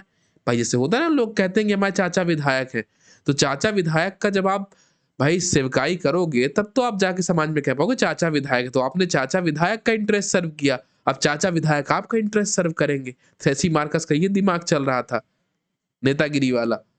प्लेटो ने कहा कि मजा नहीं आई। क्या है बेटा, मजा नहीं आई। इस तरह की बातें जो तुम कर रहे हो, ये जस्टिस को माइट इज राइट बना देती है कि जो मैं सोच रहा हूं वही सही है, जो रूलर चाह रहा है वही सही है, क्योंकि जनता भी वही एक्सेप्ट करने को तैयार है, जनता उसी को सर्व करने को तैयार है कि अरे सर आपने जो बोल दिया, आपका इंटरेस्ट सर्वोपरि, सर आप क्या बात कर रहे हैं, भैया जी ने कह दिया तो अब यही होगा। तो प्लेटो ने कहा यार ये तो गलत बात है ना, ये तो ऐसी चीज हो गई कि जो रूलर ने कह दिया वही सही है, माइट इज राइट, जो मैंने कहा वही सही है। इस तरह तो न्याय नहीं हो सकता कि कोई एक व्यक्ति कहे कि यही सही है तो सब कह रहे हैं हाँ हाँ यही सही है। तो प्लेटो ने इसको रिजेक्ट किया क्योंकि जस्टिस सेलेक्टिव नहीं हो सकता कि ये ताकतवर लोगों के लिए बेनिफिशियल हो जाए और कमजोरों के लिए बेनिफिशियल ना हो। अब कल को रूलर कह दे कि मैं सारे किसानों पे 60% टैक्स लूंगा, अब सब कह रहे हैं आम जनता कि हाँ हाँ सर ले लीजिए सब ले लीजिए, सब सर आप पूरा टैक्स, सर आप इसको 100% ले लीजिए ना, क्यों 60% ले रहे हैं। तो उसके इंटरेस्ट को सर्व कर रहे हैं। अब यहाँ रूलर तो मजबूत हो रहा है लेकिन आम जनता का खून तो पिया जा रहा है ना। तो ये तो ऐसी बात हो गई कि जो पावरफुल है आपने उसको फायदा पहुंचा दिया, जो कमजोर है उसका नुकसान हो गया। ये कैसा जस्टिस है, क्योंकि प्लेटो ने पहले कह दिया था कि जस्टिस में किसी का नुकसान तो होता नहीं है। तो justice must promote welfare and harmony in the whole community. Plato के हिसाब से न्याय तो तब है जब पूरे समाज में शांति हो और विकास हो और सब समाज में लोग नेम प्रेम से रहे, भाई तभी तो न्याय है। तो उसने कहा यार अब मेरे तो इतना ही समझ में आता, तुम्हें जो सही लगे करो भाई, हमसे कोई मतलब नहीं है। तो प्लेटो ने कहा कि भाई यार मुझे मजा नहीं आ रहा है जीवन में, बड़ा जीवन में वो हो गया है, इनके बस का नहीं, कोई समझा नहीं पाएगा क्या मुझे जस्टिस। फिर कहा प्लेटो चलो आगे बढ़ते हैं भाई, किसी और से मिलते हैं। फिर प्लेटो मिला बच्चे ग्लाउकॉन से। अब Glaucon present justice as compromise created because people want protection from suffering injustice. तो प्लेटो, तो ग्लाउकॉन ने कहा कि भैया एडजस्ट कर लेते हैं, नहीं जगह है बहुत जगह है, नहीं जगह है बहुत जगह है। प्लेटो ने, ग्लाउकॉन ने कहा कि एडजस्ट कर लेते हैं, एडजस्ट करना ही जस्टिस है। मतलब अगर इसको इस तरह से देखो बच्चे, तो आपको ये नहीं लगता कि जैसे रूलर ने आपको कहा कि नहीं तुमको इतने में ही रहना पड़ेगा, तुम्हें सुविधा नहीं मिलेगी, तुमने एडजस्ट कर लिया, ठीक है हो गया हम इतने में रह लेंगे, कुछ ना मिलने से अच्छा है तो मुझे इतना ही मिल रहा है। तो ये कॉम्प्रोमाइज जो करने वाली बात है, ये आपने कर लिया कि आपको एकदम से कोई चीज ना खोनी पड़े, आपको एकदम से इनजस्टिस ना मिले, तो आपने कॉम्प्रोमाइज कर लिया। पर कॉम्प्रोमाइज जस्टिस थोड़ी है। तो दिस मेक्स जस्टिस कन्वेंशनल और man made rather than inherently valuable. इस ये जस्टिस को कन्वेंशनल और मैन मेड बना देता है। Plato argues instead that justice has intrinsic value and it's rooted in proper order and harmony. Plato कहता है कि जस्टिस की अपनी एक कीमत है, कॉम्प्रोमाइज करना जस्टिस नहीं है कि हमने एडजस्ट कर लिया, कॉम्प्रोमाइज कर लिया ये न्याय है। उसकी अपनी एक कीमत है, वो कीमती चीज है, और उसका जो रूट है उसका मतलब है कि हर व्यक्ति शांति से रहे, नेम प्रेम से रहे और खुश होके रहे, ऐसे नहीं कि कॉम्प्रोमाइज करके रह रहा है। कहीं इसकी भाई अब तो मुझे नहीं पता। प्लेटो ने कहा यार तुम लोग सभी लोगों का बेड़ा गर्क है, चलो आगे बढ़े। अब प्लेटो ने खुद की जस्टिस की थ्योरी दी, प्लेटो ने सबसे बात कर लिया, प्लेटो का मन भर गया, प्लेटो ने खुद से जस्टिस की थ्योरी दी। खुद की जस्टिस की थ्योरी का की फीचर क्या था प्लेटो के, कि जस्टिस इज वर्च्यू, जस्टिस एक महान चीज है, एक अच्छी चीज है। जस्टिस से समाज में शांति आती है, मार काट नहीं मचती है। जस्टिस प्रमोट करता है सोसाइटी के वेलफेयर को, कि पूरे समाज का कल्याण होगा, पूरे समाज का उत्थान होगा। Justice is based on functional specialization. Justice का अर्थ वो है कि हर व्यक्ति वो काम करे जिसके लिए वो बना है, यही न्याय है। Justice requires every person to perform their appropriate duty. न्याय का मतलब है कि हर व्यक्ति अपना उचित कार्य करे, हर व्यक्ति वही कार्य करे जिसके लिए वो बना है। जस्टिस हर जगह देखा जा सकता है। जस्टिस एक व्यक्ति विशेष के लिए भी है और जस्टिस एक समाज के लिए भी है। न्याय ये है। समझ रहे हो? ये जस्टिस था प्लेटो का। आई होप आप समझ गए होंगे बच्चे, मैंने एक स्टोरी के फॉर्मेट में इसको आपको समझाया। चलिए आगे बढ़ते हैं। अब बच्चे आज की डेट में जस्टिस का क्या रेलेवेंस है? आज की डेट में जस्टिस का क्या इंपॉर्टेंस है? फंक्शनल स्पेशलाइजेशन आज की डेट में बच्चे हम बहुत इंपॉर्टेंटली आज की सोसाइटी के लिए ज़रूरी है। भाई इंजीनियर है तो वो सॉफ्टवेयर का काम करेगा, जो मेडिकल एक्सपर्ट है वो डॉक्टर बनेगा। समझ रहे हो? ये फंक्शनल स्पेशलाइजेशन ही तो है। ये आज के समाज में एक इंपॉर्टेंट रोल निभाता हुआ हमें दिख रहा है। Modern profession require specialized knowledge and skill. आज का जो मॉडर्न प्रोफेशन है उसमें स्पेशलाइज्ड नॉलेज और स्किल चाहिए। प्लेटो ने जस्टिस को स्टैब्लिश किया as a fundamental requirement for social order. मतलब प्लेटो ने ऐसा बताया उस समय कि जस्टिस से शांति रहती है। तो आज की डेट में भी देखो ना बच्चे, अगर न्याय है कहीं पे, अगर मैं आपसे कहूँ कि इस देश में बहुत न्याय है, तो आप समझ जाओगे कि वहाँ सब कुछ शांत और अच्छा चल रहा है। अगर मैं कहूँ कि यहाँ बड़ा अन्याय है, इसका मतलब कि जनता खुश नहीं है, लोगों में बहुत असंतोष है, लड़ाई झगड़े जैसा चीज़ है, सोशल ऑर्डर अच्छा नहीं है। तो प्लेटो ने कहीं ना कहीं जस्टिस को ऐसे लिंक कर दिया कि जहाँ न्याय अच्छा है वहाँ समाज अच्छा है, वहाँ सोशल ऑर्डर अच्छा है। बाद में बच्चे जो मॉडर्न थ्योरिस्ट आए जस्टिस के, जैसे जॉन रॉल्स आए, उन्होंने जस्टिस को सेंट्रल मान लिया पॉलिटिकल फिलॉसफी का, कि जस्टिस एक बड़ा कोर आइडिया है। Social justice occupies central position in Indian constitution framework including equality provision under article 14 to 18। अच्छा बच्चे, कंटेम्प्रेरी रिलेवेंस में बता दूं, ये मैंने एक क्वालिटेटिव पॉइंट ऐड किया है कि प्लेटो ने जो उस समय आइडिया दिया वो आज के हिसाब से कैसे रेलेवेंट, हमें आज के समाज में कैसे रेलेवेंट दिखता है। इस चीज़ को जब बच्चे आप अपने आंसर में लिखोगे ना, तो आपका आंसर क्वालिटेटिव बनेगा। आपके टीचर और प्रोफेसर इंप्रेस हो जाएंगे कि बच्चा कितना अच्छा एनालाइज करके टॉपिक को पढ़ के आया। तो ये जो सोशल जस्टिस की बात प्लेटो करता था कि समाज में सबके लिए न्याय होना चाहिए, इस चीज़ को बच्चे हम भारतीय संविधान में देख पाते हैं आर्टिकल 14 से 18 के बीच में। आई होप बच्चे आप समझ गए होंगे। चलिए इसको क्लियर करते हैं बच्चे और आगे बढ़ते हैं। अब लिमिटेशन भाई क्या थी, क्या कमी थी? Primacy to duty over rights. Plato ने हमेशा कहा कि भाई काम करो, वही काम करो जिसके लिए बेस्ट हो। हर व्यक्ति को अपना काम करना चाहिए, हर व्यक्ति को अपना काम करना चाहिए। प्लेटो ने कभी अधिकार की बात नहीं की कि अगर आप काम करते हो तो आपका ये अधिकार है कि आप अपने पैसे हक के लो। अगर आप काम करते हो तो आपका ये अधिकार है कि आप प्रॉपर रेस्ट लो। प्लेटो ने अधिकार की बात नहीं की, अपने राइट की बात नहीं की। तो जैसे आज की डेट में हम लोग कहते हैं ना कि मेरे पास right to freedom of speech है, मेरे पास right to have a dignified life है, कि मैं जीने का अधिकार है, मेरे पास सम्मानजनक जीवन जीने का अधिकार है। ये अधिकार मिलना भी तो बच्चे न्याय है। जैसे मान लो अगर मुझे कुछ बोलना है और मुझे वो बोलने दिया जाए खुल के, तो मेरे साथ तो ये भी न्याय है। पर अगर आप ये कहो कि नहीं, जो तुम बोलना चाह रहे हो वो तुम्हें नहीं बोलने दिया जाएगा, बस तुम अपना काम किए जाओ, ये मत सोचो कि तुम्हें क्या मिल रहा है, केवल ड्यूटी किए जाओ, तो ये पूरा न्याय नहीं है, अर्ध न्याय है, हाफ जस्टिस है। Subordination of individual. Individual interest को दबा दिया गया कलेक्टिव इंटरेस्ट ऑफ स्टेट के आगे। मतलब पूरा सरकार क्या चाह रही है, पूरा समाज क्या चाह रहा है, पूरे समाज के हिसाब से क्या अच्छा है, उसको देख के इंडिविजुअल के जो इंटरेस्ट थे कि भाई मुझे बहुत पैसे कमाने हैं, उसको दबा दिया गया, क्योंकि वही काम करने को दिया गया जो काम आप कर सकते हो, और उसी काम को उतना ही करने दिया गया जिससे समाज में हार्मनी बनी रहे। ऐसा ना हो कि सोशल ऑर्डर बिगड़ जाए। इंडिविजुअल फ्रीडम को निग्लेक्ट कर दिया, क्योंकि जैसे मैंने कहा राइट्स को कोई प्राइमेसी नहीं दी, बस ड्यूटी ड्यूटी दिया। तो एक इंसान की जो आज़ादी थी उसको भी कहीं ना कहीं नुकसान पहुंचा। एक हायरार्किकल सोसाइटी बन गई कि रूलर्स एक स्पेसिफिक क्लास होगा, रूलर सारे अलग होंगे, लड़ने वाले सारे अलग होंगे, प्रोड्यूसर सारे अलग होंगे। ये डेमोक्रेटिक स्पिरिट के अलग है, ये डेमोक्रेटिक स्पिरिट से हट के है, ये डेमोक्रेसी नहीं है। भाई डेमोक्रेसी में तो यही है ना कि कोई भी रूलर बन सकता है, सब व्यक्ति अपने मन का काम कर सकते हैं, यही ना लोकतंत्र है, यही तो मॉडर्न डेमोक्रेटिक वैल्यू है इक्वालिटी की, मॉडर्न डेमोक्रेटिक इक्वालिटी वैल्यू है। तो ये चीज़ नहीं देखने को मिली। प्लेटो की जस्टिस में हमें देखने को मिली कि उसने सोसाइटी को हायरार्की में बांट दिया कि नहीं, इतने यही सारे रूलर बनेंगे, यही सारे वॉरियर बनेंगे, यही सारे प्रोड्यूसर बनेंगे। आई होप बच्चे आप समझ रहे होगे। चलो इसको क्लियर करते हैं बच्चे और आगे बढ़ते हैं। नेक्स्ट पॉइंट बच्चे, थ्योरी ऑफ एजुकेशन। तो थ्योरी ऑफ एजुकेशन क्या है बच्चे? जैसे मैंने आपको उस पॉइंट में बताया था ना एजुकेशन, तो वहीं से आप इसको और आगे लिंक कर लीजिए। तो मीनिंग और पर्पस क्या है? प्लेटो ने कंसीडर किया कि एजुकेशन एक प्रिंसिपल मीन्स है इग्नोरेंस हटाने का। हम जान चुके हैं कि भाई ज्ञान होगा तभी समाज से वो हटेगा। एजुकेशन से इंडिविजुअल को एक्सीलेंस मिल सकता है और वो समाज के अच्छे के लिए कंट्रीब्यूट कर सकता है। एकदम सिंपल सी बात है।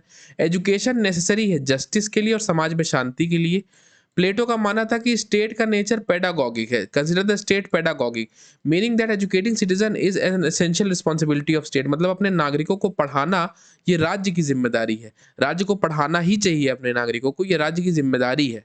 Education was too important to be left entirely on the description of families.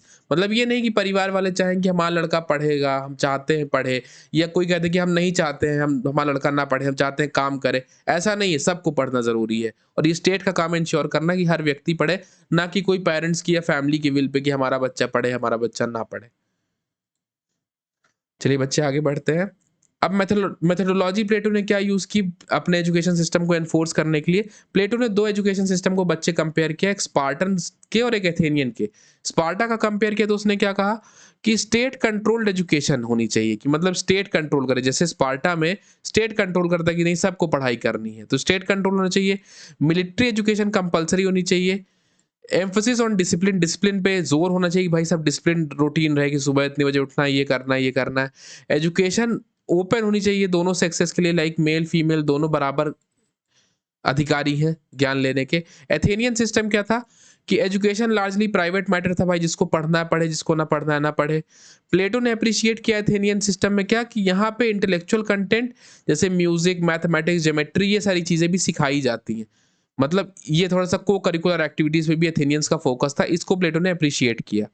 I hope बच्चे आप समझ गए हो कि इसको क्लियर करते हैं। सिंपल चीजें बच्चे, अब आगे बढ़ते हैं। फीचर्स ऑफ प्लेटोनिक एजुकेशन, प्लेटो के एजुकेशन का क्या फीचर था कि स्टेट कंट्रोल्ड एजुकेशन होगा, मतलब स्टेट कंट्रोल करेगा। मिलिट्री ट्रेनिंग होगी डिसिप्लिन के लिए, सही बात है। एजुकेशन दोनों के लिए होगा, मेन वुमेन के लिए। एजुकेशन लाइफ लॉन्ग एंटरप्राइजेस है, मतलब पैदा होने से लेके और मरने तक बच्चे व्यक्ति को पढ़ाई करनी है। हर पल पे उसको ज्ञान हासिल करना है, हर जगह उसको सीखते चलना है।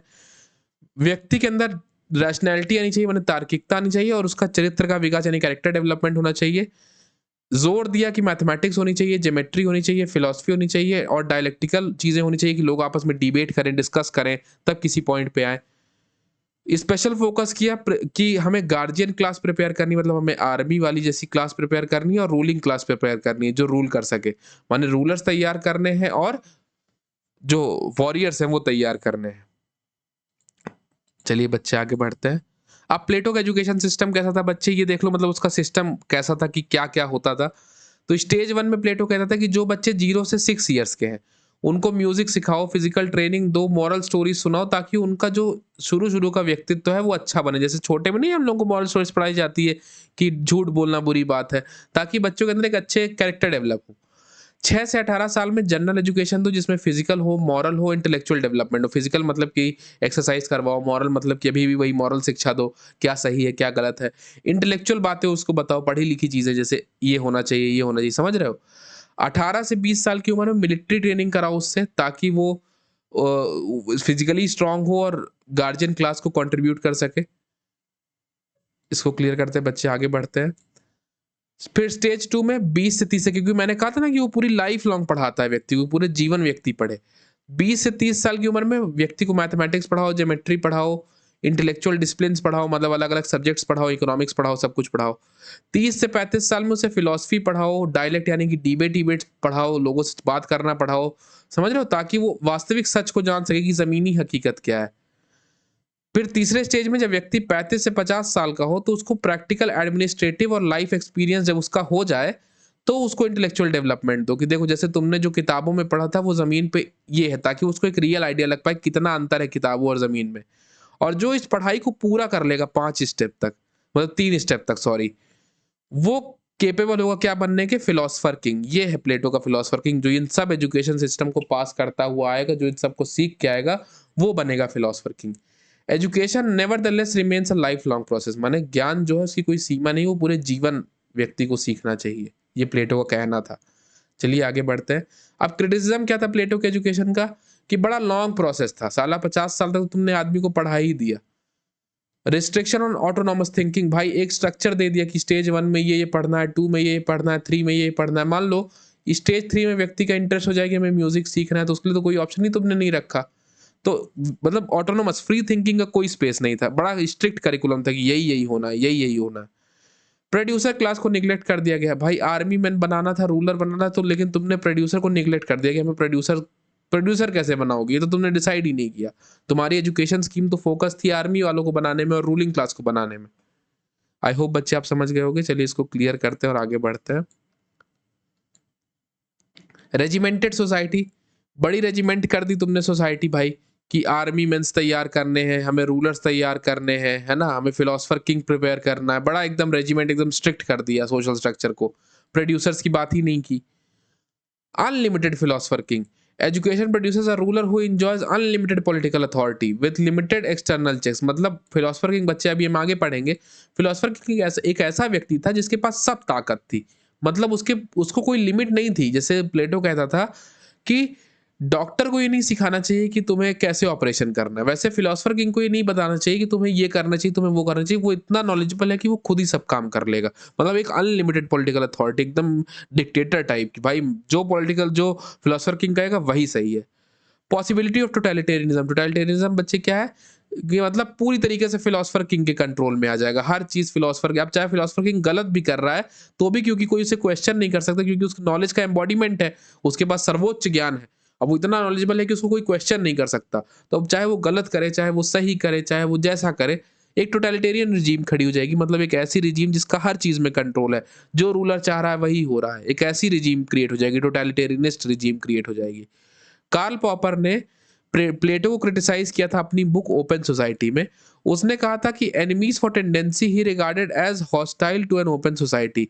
उसने कहा कि जो प्लेटो की ये आइडियाज हैं कि फिलोसफर किंग होगा जिसके पास अल्टीमेट पॉलिटिकल पावर होगी, जो जो भी फैसला लेगा वो सही होगा, सबको मानना पड़ेगा, है ना, इतना स्ट्रक्चर, इतनी सोसाइटी एकदम जैसे बंद सी कर दी, ऐसी पैक से कर दी, किसी को अपने सोचने का अधिकार नहीं है ना, ये ओपन सोसाइटी, ये खुले समाज के लिए डेंजरस है।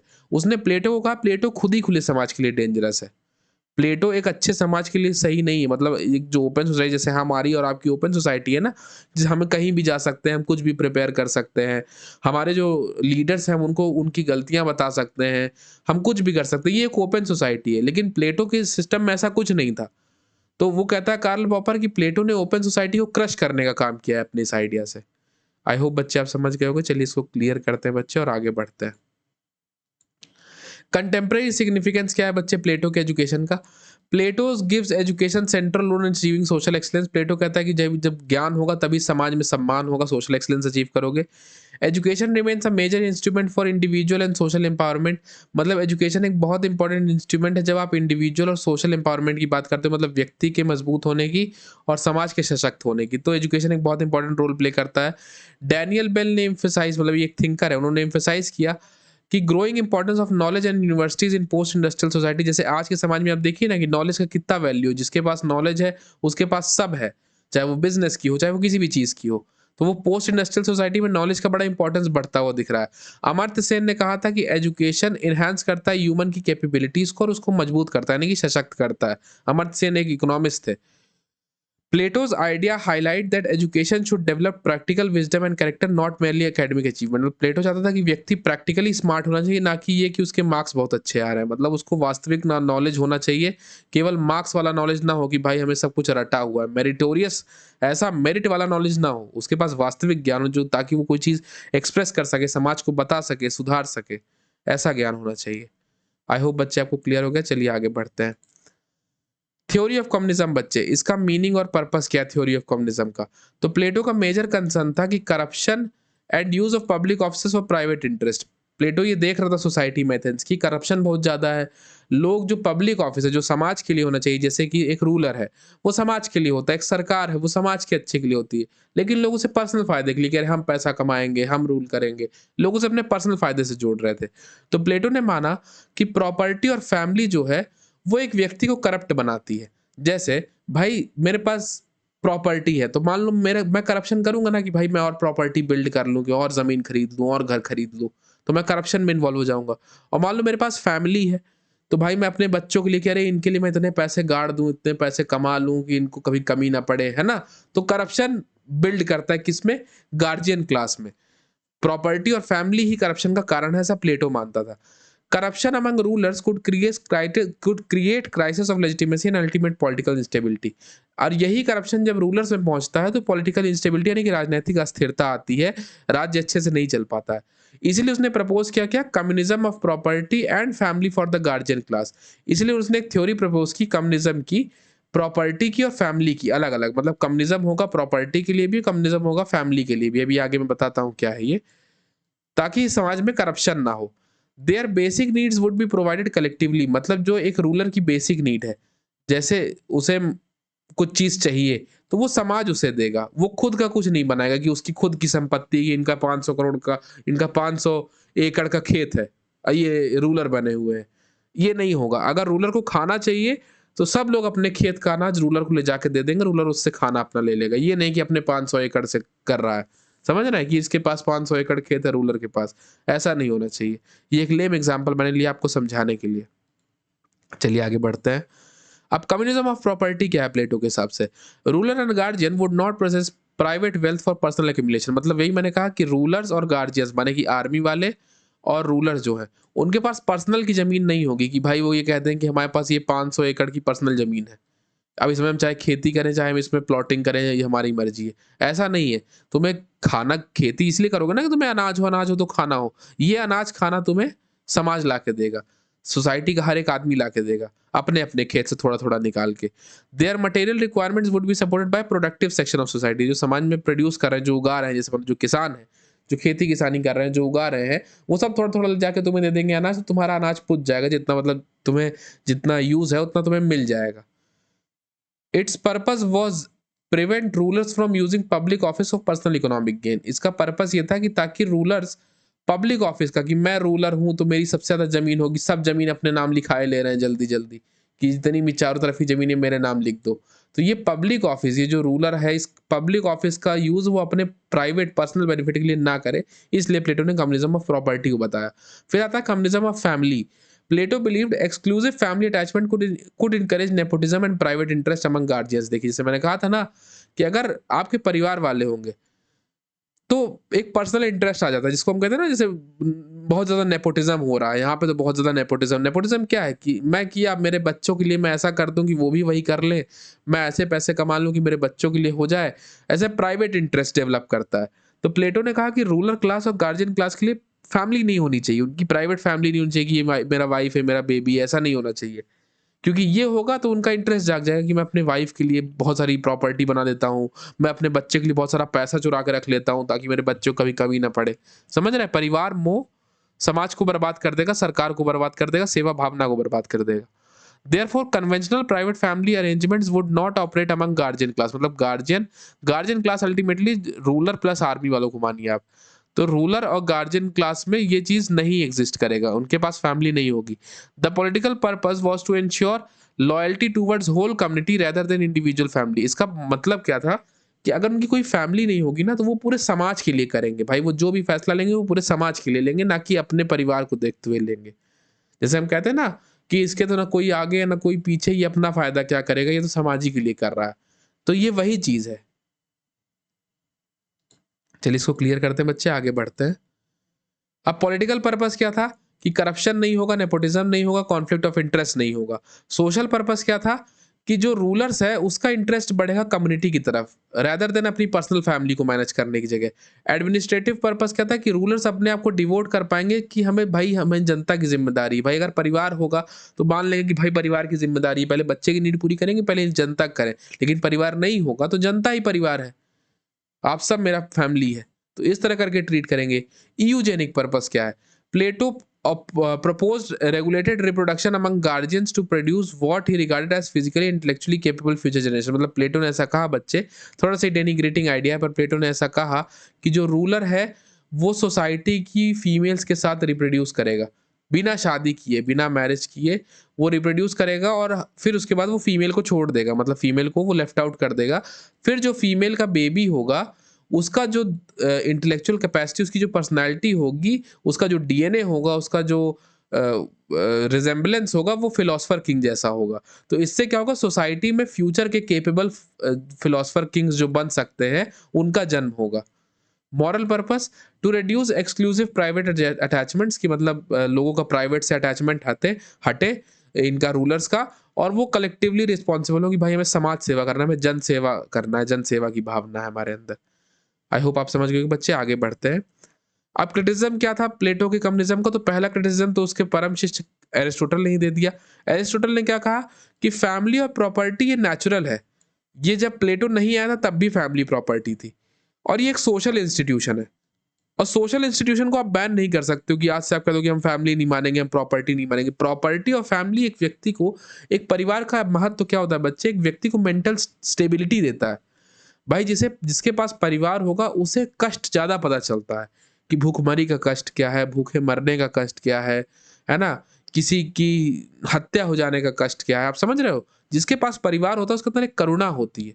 जिसके पास परिवार ही नहीं होगा, वो एकदम रिजिड हो जाएगा। उसे क्या समझ में आएगा कि भूखों मरना किसे कहते हैं? उसे क्या पता चलेगा, जिसके पास परिवार नहीं होगा। और प्रॉपर्टी बच्चे एक सैटिस्फैक्शन देती है कि मेरा भी कुछ है यहाँ पे। भाई जब आपका कुछ होता है, जैसे मान लीजिए आप किसी भी शहर से, फॉर एग्जांपल मैं एक एग्जांपल लेता हूँ कि आप वाराणसी से हैं। आप वाराणसी में मान लीजिए आपके फ़ोर-फादर्स की प्रॉपर्टी है। आपका एक अटैचमेंट है ना उस शहर के प्रति। कल को जब आप मान लो कोई पॉलिटिकल लीडर बन जाते हो, तो आपका जो सर्विट्यूड रहेगा कि नहीं यार बनारस का तो मुझे कुछ ना कुछ अच्छा करना है, वहाँ मेरे पापा और ज़्यादा लोगों की ज़मीन रही है। ये क्या है? ये एक आपका वो दिखाता है, एक आपका अटैचमेंट दिखाता है, एक आपका सर्विट्यूड की भावना दिखाता है। जहाँ जिसका कुछ होगा ही नहीं, मान लीजिए आप रहने वाले बनारसी के हैं। अब मैंने आपको राजस्थान में लीडर बना दिया। अब राजस्थान में आपकी एक भी ज़मीन नहीं है, आपका कोई फैमिली मेंबर नहीं है, आपका कोई लोग नहीं है, तो आप क्या कहोगे? कि यहाँ तो मेरा कुछ है नहीं, मेरे से क्या मतलब? अच्छा हो, ना हो, बुरा हो, मेरे से क्या मतलब? यहाँ तो कोई मेरा जान-पहचान का है नहीं। यहाँ तो कोई कौन-सी मेरे बाप-दादा की ज़मीन है, होने दो बर्बाद। इस तरह की भावनाएँ आने लगती हैं। तो यही एरिस्टोटल कह रहा है कि ये सब तो पहले से एग्ज़िस्ट कर रहा था, फैमिली और प्रॉपर्टी। प्रॉपर्टी सैटिस्फैक्शन देती है, फैमिली इमोशनल बैलेंस देती है, ये चीज़ें होना बहुत ज़रूरी है। Abolishing them would not represent progress but destruction of important social institution. इनको बंद कर देना प्रोग्रेस की निशानी नहीं बल्कि डिस्ट्रक्शन की निशानी है। Family provides emotional psychological support, मैंने आपको समझाया। Private property provide satisfaction responsibility and incentive, जैसे मैंने आपको कहा ना इंसेंटिव कि मैं काम करूंगा इसके लिए। एक्सेसिव कॉमन ओनरशिप में वीकन इंडिविजुअल रिस्पॉन्सिबिलिटी। अगर बहुत ज्यादा कॉमन कर दोगे कि इनका तो सब पब्लिक है, तो जो वो व्यक्तिगत रिस्पॉन्सिबिलिटी है वो कम हो जाएगी। यूटोपियन कैरेक्टर अगला चीज कि फैमिली को बैन कर देना, प्रॉपर्टी को बैन कर देना, ये ख्याली पुलाव लगता है। ये बहुत एक्सट्रीम है, ये संभव नहीं है। यूटोपियन मतलब कि जो ख्याली पुलाव, मैं लेम टर्म में आपको बताऊं तो जो पॉसिबल धरातल पे ना हो, जो जमीन पे प्रैक्टिकल लेवल पे प्रैक्टिकल सोसाइटी में पॉसिबल ना हो, वो यूटोपियन है। तो ये जो थ्योरी ऑफ कम्युनिज्म है प्लेटो की, काफी ऐसे लगती है ना कि बड़ा ख्याली पुलाव टाइप का, कि ऐसा हो जाए फिर वैसा हो जाए। तो ये है इसका बच्चे, इसका मतलब। चलिए इसको क्लियर करते हैं और आगे बढ़ते हैं बच्चे। अब कंटेम्प्रेरी एलिमेंट्स क्या है बच्चे प्लेटो के कम्युनिज्म का? सेंट्रल कंसर्न है कि करप्शन नहीं होना चाहिए, कॉन्फ्लिक्ट इंटरेस्ट पब्लिक ऑफिस में नहीं होना चाहिए। रिमेन्स रेलिवेंट कि करप्शन नहीं होना चाहिए और कॉन्फ्लिक्ट ऑफ इंटरेस्ट नहीं होना चाहिए। माइकल वॉल्जर ने लेटर डिस्कस किया इसको सेपरेट स्फेयर्स ऑफ जस्टिस में, emphasizing that advantages in one social sphere would not automatically dominate another। मतलब एक सोशल स्फेयर में अगर एडवांटेज होगा तो वो दूसरे वाले को डोमिनेट नहीं करेगा। Third point, Plato concerns can also be connected with contemporary debates over nepotism, political families, conflict of interest and misuse of public office. तो प्लेटो का ये जो आइडिया था कम्युनिज्म का, अगर आज की डेट में ये लागू होता तो शायद इस देश में नेपोटिज्म ना होता, पॉलिटिकल फैमिलीज का ग्रोइंग ना होता। जैसे मतलब समझ लीजिए कि एक लीडर, फिर उसके बेटे लीडर, फिर लीडर। कॉन्फ्लिक्ट ऑफ इंटरेस्ट ना होता कि लोग केवल अपने लिए काम कर रहे हैं, और पब्लिक ऑफिस का मिसयूज ना होता, यानी करप्शन ना होता। आई होप बच्चे आप समझ गए होगे। इसको क्लियर करते हैं और आगे बढ़ते हैं। अब देखिए, अब हम कंपेयर करने वाले हैं मार्क्स से। कार्ल मार्क्स को आपने सुना होगा, कार्ल मार्क्स के कम्युनिज्म को और प्लेटो के कम्युनिज्म को। सिमिलैरिटी क्या थी? दोनों प्राइवेट प्रॉपर्टी को क्रिटिसाइज करते कि प्राइवेट प्रॉपर्टी नहीं होनी चाहिए क्योंकि ये सोशल प्रॉब्लम का जड़ है। मार्क्स कहता था कि जो कैपिटलिस्ट है उनके पास प्राइवेट प्रॉपर्टी होगी तो उन वो हमेशा एक्सप्लॉयटेशन करते हैं किसका? जो वर्किंग क्लास है या जो पीजेंट क्लास है। ठीक है।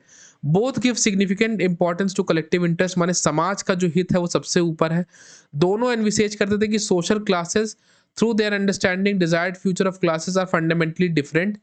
Both envisage social classes through their understanding and desired future of classes are fundamentally different. उन्होंने कहा कि सोशल क्लास मतलब सोशल प्रोग्रेस होना बड़ा जरूरी है। अगर आप ऐसे बांट दोगे प्रॉपर्टी में, पैसे में, तो उनका जो फ्यूचर है वो अलग अलग हो जाएगा। कोई बहुत सफरर बन जाएगा, कोई सोसाइटी में एंजॉय करने लगेगा। Both challenge unrestricted individual ownership in their respective schemes. मतलब दोनों कहते हैं कि ये नहीं कि एकदम अंधाधुंध प्राइवेट प्रॉपर्टी, एक व्यक्ति के पास प्रॉपर्टी है वो सबको कोड़े मार मार के काम करा रहा है, ऐसा नहीं होना चाहिए। तो ये इनकी सिमिलैरिटी है बच्चे। आगे बढ़े, अब इनमें डिफरेंस देख लो। क्लास का डिफरेंस है, प्लेटो परमानेंट फंक्शनल क्लास स्ट्रक्चर की बात करता है कि लोग वो काम करें जिसके लिए वो बने हैं। मार्क्स कहता है कि क्लास होना ही नहीं चाहिए, न पीजेंट्स में कैपिटलिस्ट में कोई अंतर नहीं होना चाहिए, इस तरह का कोई क्लास होना चाहिए, अमीर गरीब होना ही नहीं चाहिए, सब एक समान होने चाहिए। फिलोसफिकल बेसिस क्या है, प्लेटो आइडियलिस्ट है, माने प्लेटो एक आइडिया की बात करता है, एक आइडिया मतलब समझ रहे हैं कि इस तरह होना चाहिए। मार्क्स एक मटेरियलिस्ट है, वो कहता है कि भाई इस तरह तब होगा जब रेवोल्यूशन करोगे, उठाओ हथियार करो revolution. Scope, political, Plato's communism applies mainly to guardian class. Plato का कम्युनिज्म केवल रूलर क्लास और आर्मी जैसे गार्जियन क्लास के लिए था। और मार्क्स का जो वो था, मार्क्स कम्युनिज्म जो था वो प्राइवेट ओनरशिप के अगेंस्ट था, जिसका मतलब था कि प्रोडक्शन और कैपिटलिस्ट क्लास के रिलेशन को, जो मतलब समझ रहे हैं कि प्रोडक्शन करने वाले जो है और कैपिटलिस्ट क्लास के रिलेशन को डिटरमाइन करने वाला कि वर्कर्स है और कैपिटल क्लास है, कैपिटलिस्ट क्लास है, उसके रिलेशन को डिटरमाइन करता था। आई होप बच्चे आप समझ गए होंगे। इसको क्लियर करते हैं और आगे बढ़ते हैं। प्रॉपर्टी में क्या अंतर था, प्लेटो प्रोड्यूसर क्लास को property possess allows producer class to possess property. Plato allow करता था कि प्रोड्यूसर क्लास के पास प्रॉपर्टी होनी चाहिए। मार्क्स कहता था कि प्रॉपर्टी प्राइवेट नहीं होनी चाहिए, इसका मतलब कि जो प्रोडक्शन है वो कम्युनिस्ट सोसाइटी में कलेक्टिव होना चाहिए। कैरेक्टर क्या था, प्लेटो का अप्रोच काफी एथिकल और फिलोसफिकल था। वहीं पे मार्क्स की थ्योरी हिस्टोरिकल मटेरियलिज्म पे बेस्ड थी और इकोनॉमिक क्लास रिलेशन पे बेस्ड थी कि कैसा रिलेशन है अमीर गरीब का, इस तरह की चीज़ों पे। पॉलिटिकल विजन क्या था, ये ग्रीक के कंटेक्स्ट में दिया था और मार्क्स ने इंटरनेशनल कंटेक्स्ट में अपनी थ्योरी को दिया था। ट्रांसफॉर्मेशन के मीन्स क्या थे, प्लेटो ने कहा था कि एजुकेशन और फिलोसफिकल गवर्नेंस होगी तब कम्युनिज्म को अचीव किया जा सकता है। और मार्क्स कहता था कि नहीं, क्लास स्ट्रगल होगी जब कैपिटलिस्ट को वर्कर क्लास आर्म्ड रेवोल्यूशन में, माने बंदूक लेके इनको मारेंगे, इनको खत्म करेंगे, तब एक ऐसा स्टेट स्टैब्लिश होगा जहां पे क्लासलेस सोसाइटी होगी और एक्सप्लॉयटेशन नहीं होगा और स्टेट नहीं होगा, मतलब गवर्नमेंट कोई नहीं रूल करने वाली होगी, लोग खुद ही को रूल कर लेंगे, सेल्फ सफिशिएंसी होगी। चलिए इसको क्लीन करते हैं बच्चे। आ, ओ यस, अब आगे बढ़ते हैं। अब प्लेटो का फिलोसफर किंग क्या है बच्चे, देखिए हम लोग पढ़ चुके हैं बहुत कुछ, तो अब यहाँ से चीजें आसान ही है। प्लेटो का अल्टीमेट ऑब्जेक्टिव था आइडल स्टेट बनाना, जैसे हमने जाना, जहाँ रूल ऑफ नॉलेज हो, है ना, इग्नोरेंस ना हो, करप्शन ना हो। आइडल स्टेट को क्या चाहिए, रूल ऑफ नॉलेज, जो नॉलेज से रूल करे। Therefore state should be ruled by philosopher king, जो कि एम्बॉडीमेंट है, माने कि फिलोसफर किंग अवतार है किसका, ज्ञान का, नॉलेज का, विजडम का और तपस्या का। फिलोसफर किंग के पास दोनों नॉलेज है, थ्योरेटिकल नॉलेज भी और प्रैक्टिकल नॉलेज भी है। भाई 50 साल तक सिर्फ पढ़ाई किया है तो हो भाई नहीं करेगा, पीएचडी करके बैठे हैं। आगे बढ़ते हैं। नीड क्या है फिलोसफर किंग की, इग्नोरेंस खत्म होगा समाज में, भाई नॉलेज जब रूल करेगा तो इग्नोरेंस खत्म होगा, रैशनल गवर्नेंस आएगी। डिजीज सोसाइटी क्योर होगी, पैथोलॉजिकल स्टेट ऑफ अफेयर्स इसके क्योर होंगे, एथेंस के, और रूल ऑफ नॉलेज स्टैब्लिश होगा। जस्टिस का स्टैब्लिशमेंट होगा क्योंकि फिलोसफर किंग जानता है फंक्शनल स्पेशलाइजेशन को कैसे इंश्योर करना है और सोसाइटी में हार्मनी कैसे मेंटेन करनी है। नेक्स्ट पॉइंट क्या है बच्चे, गुड गवर्नेंस, मतलब एक अच्छी सरकार इंश्योर होगी भाई जब पढ़ा लिखा नेता होगा, विजडम से रूल करेगा, इग्नोरेंस नहीं होगा, प्राइवेट इंटरेस्ट को सर्व नहीं करेगा, तो अच्छा भाई शासन आएगा। रूल ऑफ नॉलेज होगा क्योंकि वो इतना पढ़ा लिखा है, पॉलिटिकल अथॉरिटी उसकी अच्छी होगी, नॉलेज नेसेसरी होगी गवर्नेंस में, प्रैक्टिकल उसका एक्सपीरियंस है, तो भाई ऑब्वियसली रूल ऑफ नॉलेज होगा। चलिए इसको क्लियर करते हैं बच्चे, आगे बढ़ते हैं। फिलोसफर किंग और रूल ऑफ लॉ का उसने रिलेशन बताया। तो प्लेटो ने कहा कि जो विजडम है फिलोसफर किंग का, वो जो नॉर्मल कानून है उससे ऊपर है। अब कैसे बच्चे, जैसे मान लीजिए मर्डर गलत है, ये मैं भी कहूंगा, ये श्रेयस भैया भी कहेंगे, ये गोकुल कुल्हाड़ीबाज हमारा जो बच्चा है वो भी कहेगा, ये आप लोग भी कहोगे, ये आपके टीचर्स भी कहेंगे कि मर्डर गलत है। तो क्या है कि जो मर्डर के खिलाफ लॉ बना है इंडिया में, ऑर्डिनरी लॉ, कि भाई मर्डर इज अ क्राइम और इसके लिए पनिशमेंट है, ये पनिशेबल है, ये ऑर्डिनरी लॉ है। मतलब यहाँ पे सबका कंसेंसस शामिल है, मेरा भी है, पूरे समाज का है, हर व्यक्ति का है, गोकुल कुल्हाड़ीबाज का है कि नहीं ऐसा नहीं होना चाहिए। तो वही प्लेटो कह रहा है कि लॉ क्या करता है, रिप्रेजेंट करता है जनरलाइज्ड रूल्स।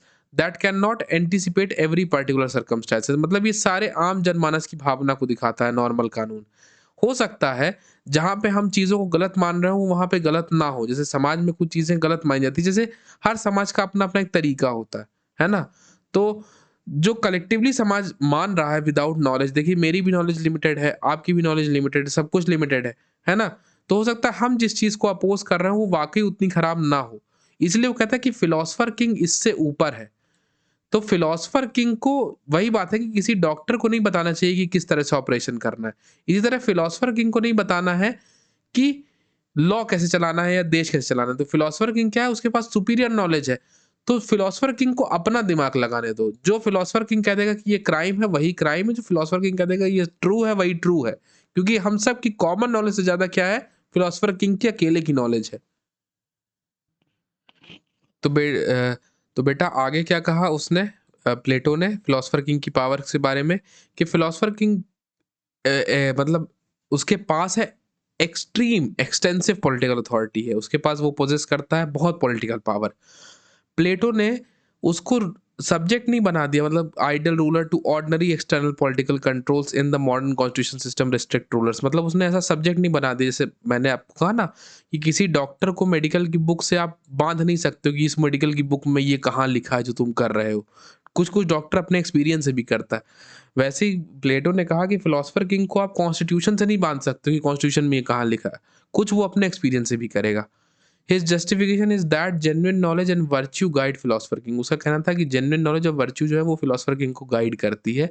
जरूरी नहीं कि हर चीज बुक में लिखी हो वही की जाए। अब लिमिटेशन क्या थी, functional specialization. Ruler must preserve proper division of function among different classes. Ruler को इंश्योर करना पड़ेगा कि भाई प्रॉपर डिवीजन हो। रूल ऑफ नॉलेज, भाई पॉलिटिकल डिसीजन हमेशा विजडम से होना चाहिए और हमेशा लोगों के इंटरेस्ट को सर्व करना चाहिए। भाई एक व्यक्ति अगर डिसीजन ले रहा है तो उसे ये सोच के लेना पड़ेगा ना कि मेरा हर डिसीजन ऐसा हो कि सबके लिए वेलफेयर में हो। Economic balance, extreme inequality of wealth should be prevented because it damages social harmony. Extreme inequality of पैसा नहीं होना चाहिए, बहुत अमीर है, बहुत गरीब है ना? सोशल हार्मनी खराब नहीं होनी चाहिए। Size of state, population territory should remain manageable. मतलब इतनी पॉपुलेशन, इतनी ज़मीन होनी चाहिए ताकि रिसोर्स सबको बराबर मिले, सबको सफिशिएंट हो, है ना? ऐसा नहीं है कि भाई एक कमरे में 15 आदमी लेटा हुआ है, इतना मतलब ऐसा नहीं होना चाहिए, खाने को रोटी नहीं है, इस तरह की चीज़ें नहीं होनी चाहिए, इतना होना चाहिए कि सबको पर्याप्त हो, है ना? इस तरह की चीज़ें, ये सब लिमिटेशन थी, फंक्शनल लिमिटेशन थी फिलोसोफर किंग की। चलिए आगे बढ़ते हैं बच्चे। Criticism to philosopher king criticism क्या था? एरिस्टोटल ने क्या कहा? एरिस्टोटल ने कहा कि supremacy of rule of law होना चाहिए। मतलब भाई जो जनता चुनती है ना, जैसे मैं और आप और सब लोग मानते हैं, गोकुल कुल्हाड़ीबाजी सब लोग मानते हैं कि मर्डर खराब है, तो भाई हमें रूल करने आए हो ना, तो जो चीज़ हमें खराब लगेगी वही ना कानून बनेगा। सिंपल सी बात है। भाई जो अगर तुम हमें रूल करने आए हो तो तुम्हें हमारे टर्म्स और कंडीशन पे रूलर बनना पड़ेगा ना। अपने टर्म्स और कंडीशन थोड़ी बनोगे, तुम ये कहते हो नहीं नहीं रूल नहीं, मर्डर नहीं खराब है, मर्डर नहीं खराब है, चोरी खराब है, चोरी में फांसी होनी चाहिए, मर्डर में कुछ नहीं होना चाहिए, मर्डर तो गुस्से का नतीजा है। अरे ये तो गलत बात है ना। तुम जिन्हें रूल कर रहे हो उनका कंसेंसस जो होगा, उस कंसेंसस पे जो लॉ बनेंगे उसी के बेसिस पे तुम लॉ रूल करोगे उनको, क्योंकि तभी लोग खुश रहेंगे। तो जो सुप्रीमेसी ऑफ लॉ है वो सबसे ऊपर है। और जो लोगों का कलेक्टिव विजडम होता है, जो सब लोगों का दिमाग मिल के लगता है, वो ज़्यादा सेफ होता है सोसाइटी के लिए एज कम्पेयर टू कोई एक ही व्यक्ति अपने मन से जजमेंट दे रहा हो। एंटी डेमोक्रेटिक कैरेक्टर, एक स्मॉल नॉलेजेबल क्लास लिमिट जो है वो पूरे पॉपुलेशन को पार्टिसिपेशन से लिमिट कर रहा है। एक छोटा सा क्लास जो है रूलर का वही बस रूल कर रहा है ना, ये डेमोक्रेटिक नहीं है, किसी को अपॉर्चुनिटी ही नहीं मिल रही है। और पॉसिबिलिटी ऑफ मिसयूज, भाई कुछ कोई उसे इतने एक्सट्रीम पावर इसको कोई रोक नहीं सकता, वो चाहे मिसयूज ही कर ले अपनी पॉलिटिकल अथॉरिटी का। तुम कह दोगे कि तो भाई बहुत नॉलेजेबल है, कुछ ना कुछ सोच के कर रहा होगा, ऐसे थोड़ी होता है। हैना एरेंट ने क्या कहा? हैना एरेंट थिंकर है, उन्होंने एम्फेसाइज किया कि सिटीजन का एक्टिव पार्टिसिपेशन बड़ा जरूरी है पब्लिक अफेयर में, with an which an excessively concentrated model of an authority can undermine. लेकिन अगर कोई ऐसी अथॉरिटी होगी जो केवल खुद ही को सुप्रीम मान रही, जैसे फिलोसफर किंग, तो वो ये चीज एक्सेप्ट नहीं करेगी कि सिटीजन का एक्टिव पार्टिसिपेशन जरूरी है। आई होप बच्चे आपको क्लियर होगा। आगे बढ़ते हैं। अब प्लेटो को एक टोटलिटेरियन थिंकर की तरह देखिए। तो टोटलिटेरियन सिस्टम का मतलब क्या होता है कि जहाँ पे इंडिविजुअल्स की ऑटोनॉमी को खत्म करके केवल एक व्यक्ति को सुप्रीम पावर या पूरे सिस्टम का कंट्रोल दे दी जाए कि तुम ही जस्टिस करोगे, तुम ही एजुकेशन दोगे, तुम ही सब करोगे, उसे टोटलिटेरियन कहते हैं। एक तरीके से एग्जांपल मान लीजिए नॉर्थ कोरिया, जहाँ पे हर चीज़ लोगों के जीवन में क्या होना है ये भी गवर्नमेंट कंट्रोल कर रही है, ये टोटलिटेरियन, जैसे कि north Korea. Argument supporting totalitarian interpretation की प्लेटो टोटलिटेरियन है। भाई वो इंडिविजुअल को सबऑर्डिनेट कर देता है to collectivity. Plato gives interest of the ideal state priority और इंडिविजुअल ऑटोनॉमी, मतलब वो इंडिविजुअल की आज़ादी से ज़्यादा बात करता है कि स्टेट का कैसे वेलफेयर होना चाहिए, मतलब समझ रहे हो, कलेक्टिव वेलफेयर की बात करता है। ड्यूटीज की बात करता है, राइट्स की बात ही नहीं करता है। स्टेट कंट्रोल एजुकेशन की बात करता है, भाई जो स्टेट पढ़ाएगा लोगों को वही पढ़ना है, स्टेट के द्वारा पढ़ाई गई चीजें सब सही है वही पढ़ना है। मान लो कल कुछ स्टेट पढ़ाने लगा कि फिलोसफर किंग भगवान है, तो लोग जबरदस्ती पढ़ रहे हैं भगवान है, जैसे नॉर्थ कोरिया में एग्जाम्पल। इसको क्लियर करते हैं बच्चे, आगे बढ़ते हैं। Communism of family and property. Guardian class जो है वो सब्जेक्ट है किसका, extensive regulation of private life का। भाई गार्जियन क्लास को तुमने सब्जेक्ट बना दिया, extensive regulation of private life. Limited political participation, भाई political rule is concentrated in hands of philosophical rulers, जो एक आध गिना चुना रूलर है उनके हाथ में पॉलिटिकल पावर है, बाकी ऑर्डिनरी सिटीजन तो डेमोक्रेटिक कुछ इंजॉय ही नहीं कर रहे हैं। तो ये भी प्लेटो का फेवर में था इंटरप्रिटेशन। चलिए आगे बढ़ते हैं। अब अगेंस्ट में क्या था, कुछ लोग कहते थे कि नहीं ऐसा नहीं है। ऐसा क्यों नहीं है, क्योंकि प्लेटो का एक मॉरल पर्पस था। प्लेटो ऐसा कोई रूलर थोड़ी स्टैब्लिश कर रहा था कि जो सबको शासन करेगा, सबको दुख पहुंचाएगा। प्लेटो तो अच्छे के लिए चाहता था सबके। एजुकेशन अपलिफ्टमेंट की बात कर रहा था प्लेटो, भाई सबको शिक्षा मिलेगी, सब ऊपर उठेंगे, मतलब एक पॉजिटिव सेंस में प्लेटो का ये कहना था। लोगों की ये सोच है कि उसकी बुराई कर रहा है। पॉलिटिकल वायलेंस का एब्सेंस था एज एन आइडल। लेविंसन का व्यू क्या था, लेविंसन एक थिंकर थे, उन्होंने कहा critics of totalitarian interpretation argue that comparing Plato directly with the modern totalitarian regime risk comparing historically very different political system. उनका कहना था कि you are trying to compare the incomparables, मतलब प्लेटो का आज के टोटलिटेरियन regime से, जैसे प्लेटो का कंपैरिजन तुम नॉर्थ कोरिया जैसे कंट्री से नहीं कर सकते। क्यों नहीं कर सकते, क्योंकि प्लेटो का पर्पस गुड था, इनका पर्पस है डोमिनेट करके रूल करना। प्लेटो का पर्पस पॉजिटिव था और इनका टाइम अलग अलग था यार, सबका टाइम अलग अलग है। तो इस आदमी को इससे कंपेयर कैसे कर सकते हो, तो दो इनकम्पेरेबल लोगों को कंपेयर कर रहे हो, trying to compare incomparables. I hope आप समझ गए हो कि बच्चे, इसको क्लियर करते हैं, आगे बढ़ते हैं। आई नो थोड़ा लेक्चर लंबा हो रहा है बच्चे, बट दिस लेक्चर इज, मतलब this topic is a little bit lengthy, और मैं इस एस्पेक्ट से पढ़ा रहा हूँ ताकि आपका सब कुछ कवर हो जाए और इसको बाद आपको कुछ ना पढ़ना पड़े। प्लेटो एज फेमिनिस्ट, अच्छा बच्चे ये भी पूछता है एग्जाम में, जल्दी से खत्म करते हैं। फेमिनिज्म का मतलब क्या होता है, फेमिनिज्म का मतलब होता है improvement in the status and opportunities of women and challenges in equalities created on the basis of sex and gender, मतलब वुमेन्स के उन चैलेंजेस को क्रिएटर करना, वुमेन्स को एम्पावर करना फेमिनिज्म है। आप सब लोग जानते हो। एजुकेशनल अपॉर्चुनिटी बराबर देना, जैसे प्लेटो ने बात किया कि दोनों जेंडर के लिए एजुकेशन होना चाहिए, ये वुमेन एम्पावरमेंट है। वुमेन गार्जियंस है सोसाइटी की, वुमेन के अंदर एक नेसेसरी एप्टीट्यूड है जो कि परफॉर्म कर सकता है गार्जियन का काम और रूलिंग का काम। तो वुमेन्स को भी उतना ही ऑप्शन देता था प्लेटो की, ये भी फिलोसफर किंग बन सकती हैं। आई होप बच्चे आप समझ गए होंगे। चलिए आगे बढ़ते हैं। Rule of philosopher king, ideal state of Plato क्या है बच्चे, कि अगर आपसे एग्जाम पूछेगा what is ideal state of Plato, तो आप लिखोगे रूल ऑफ फिलोसफर किंग, कि फिलोसफर किंग का रूल होना चाहिए, रूल ऑफ नॉलेज होना चाहिए, जस्टिस फंक्शनल स्पेशलाइजेशन की तरह होना चाहिए, ट्राईपार्टाइट क्लास स्ट्रक्चर है, rule warriors, rulers warriors producer अलग अलग है, हार्मनी अमंग क्लासेस होना चाहिए, पॉइंट सब बच्चे प्रीवियसली डिस्कस्ड है।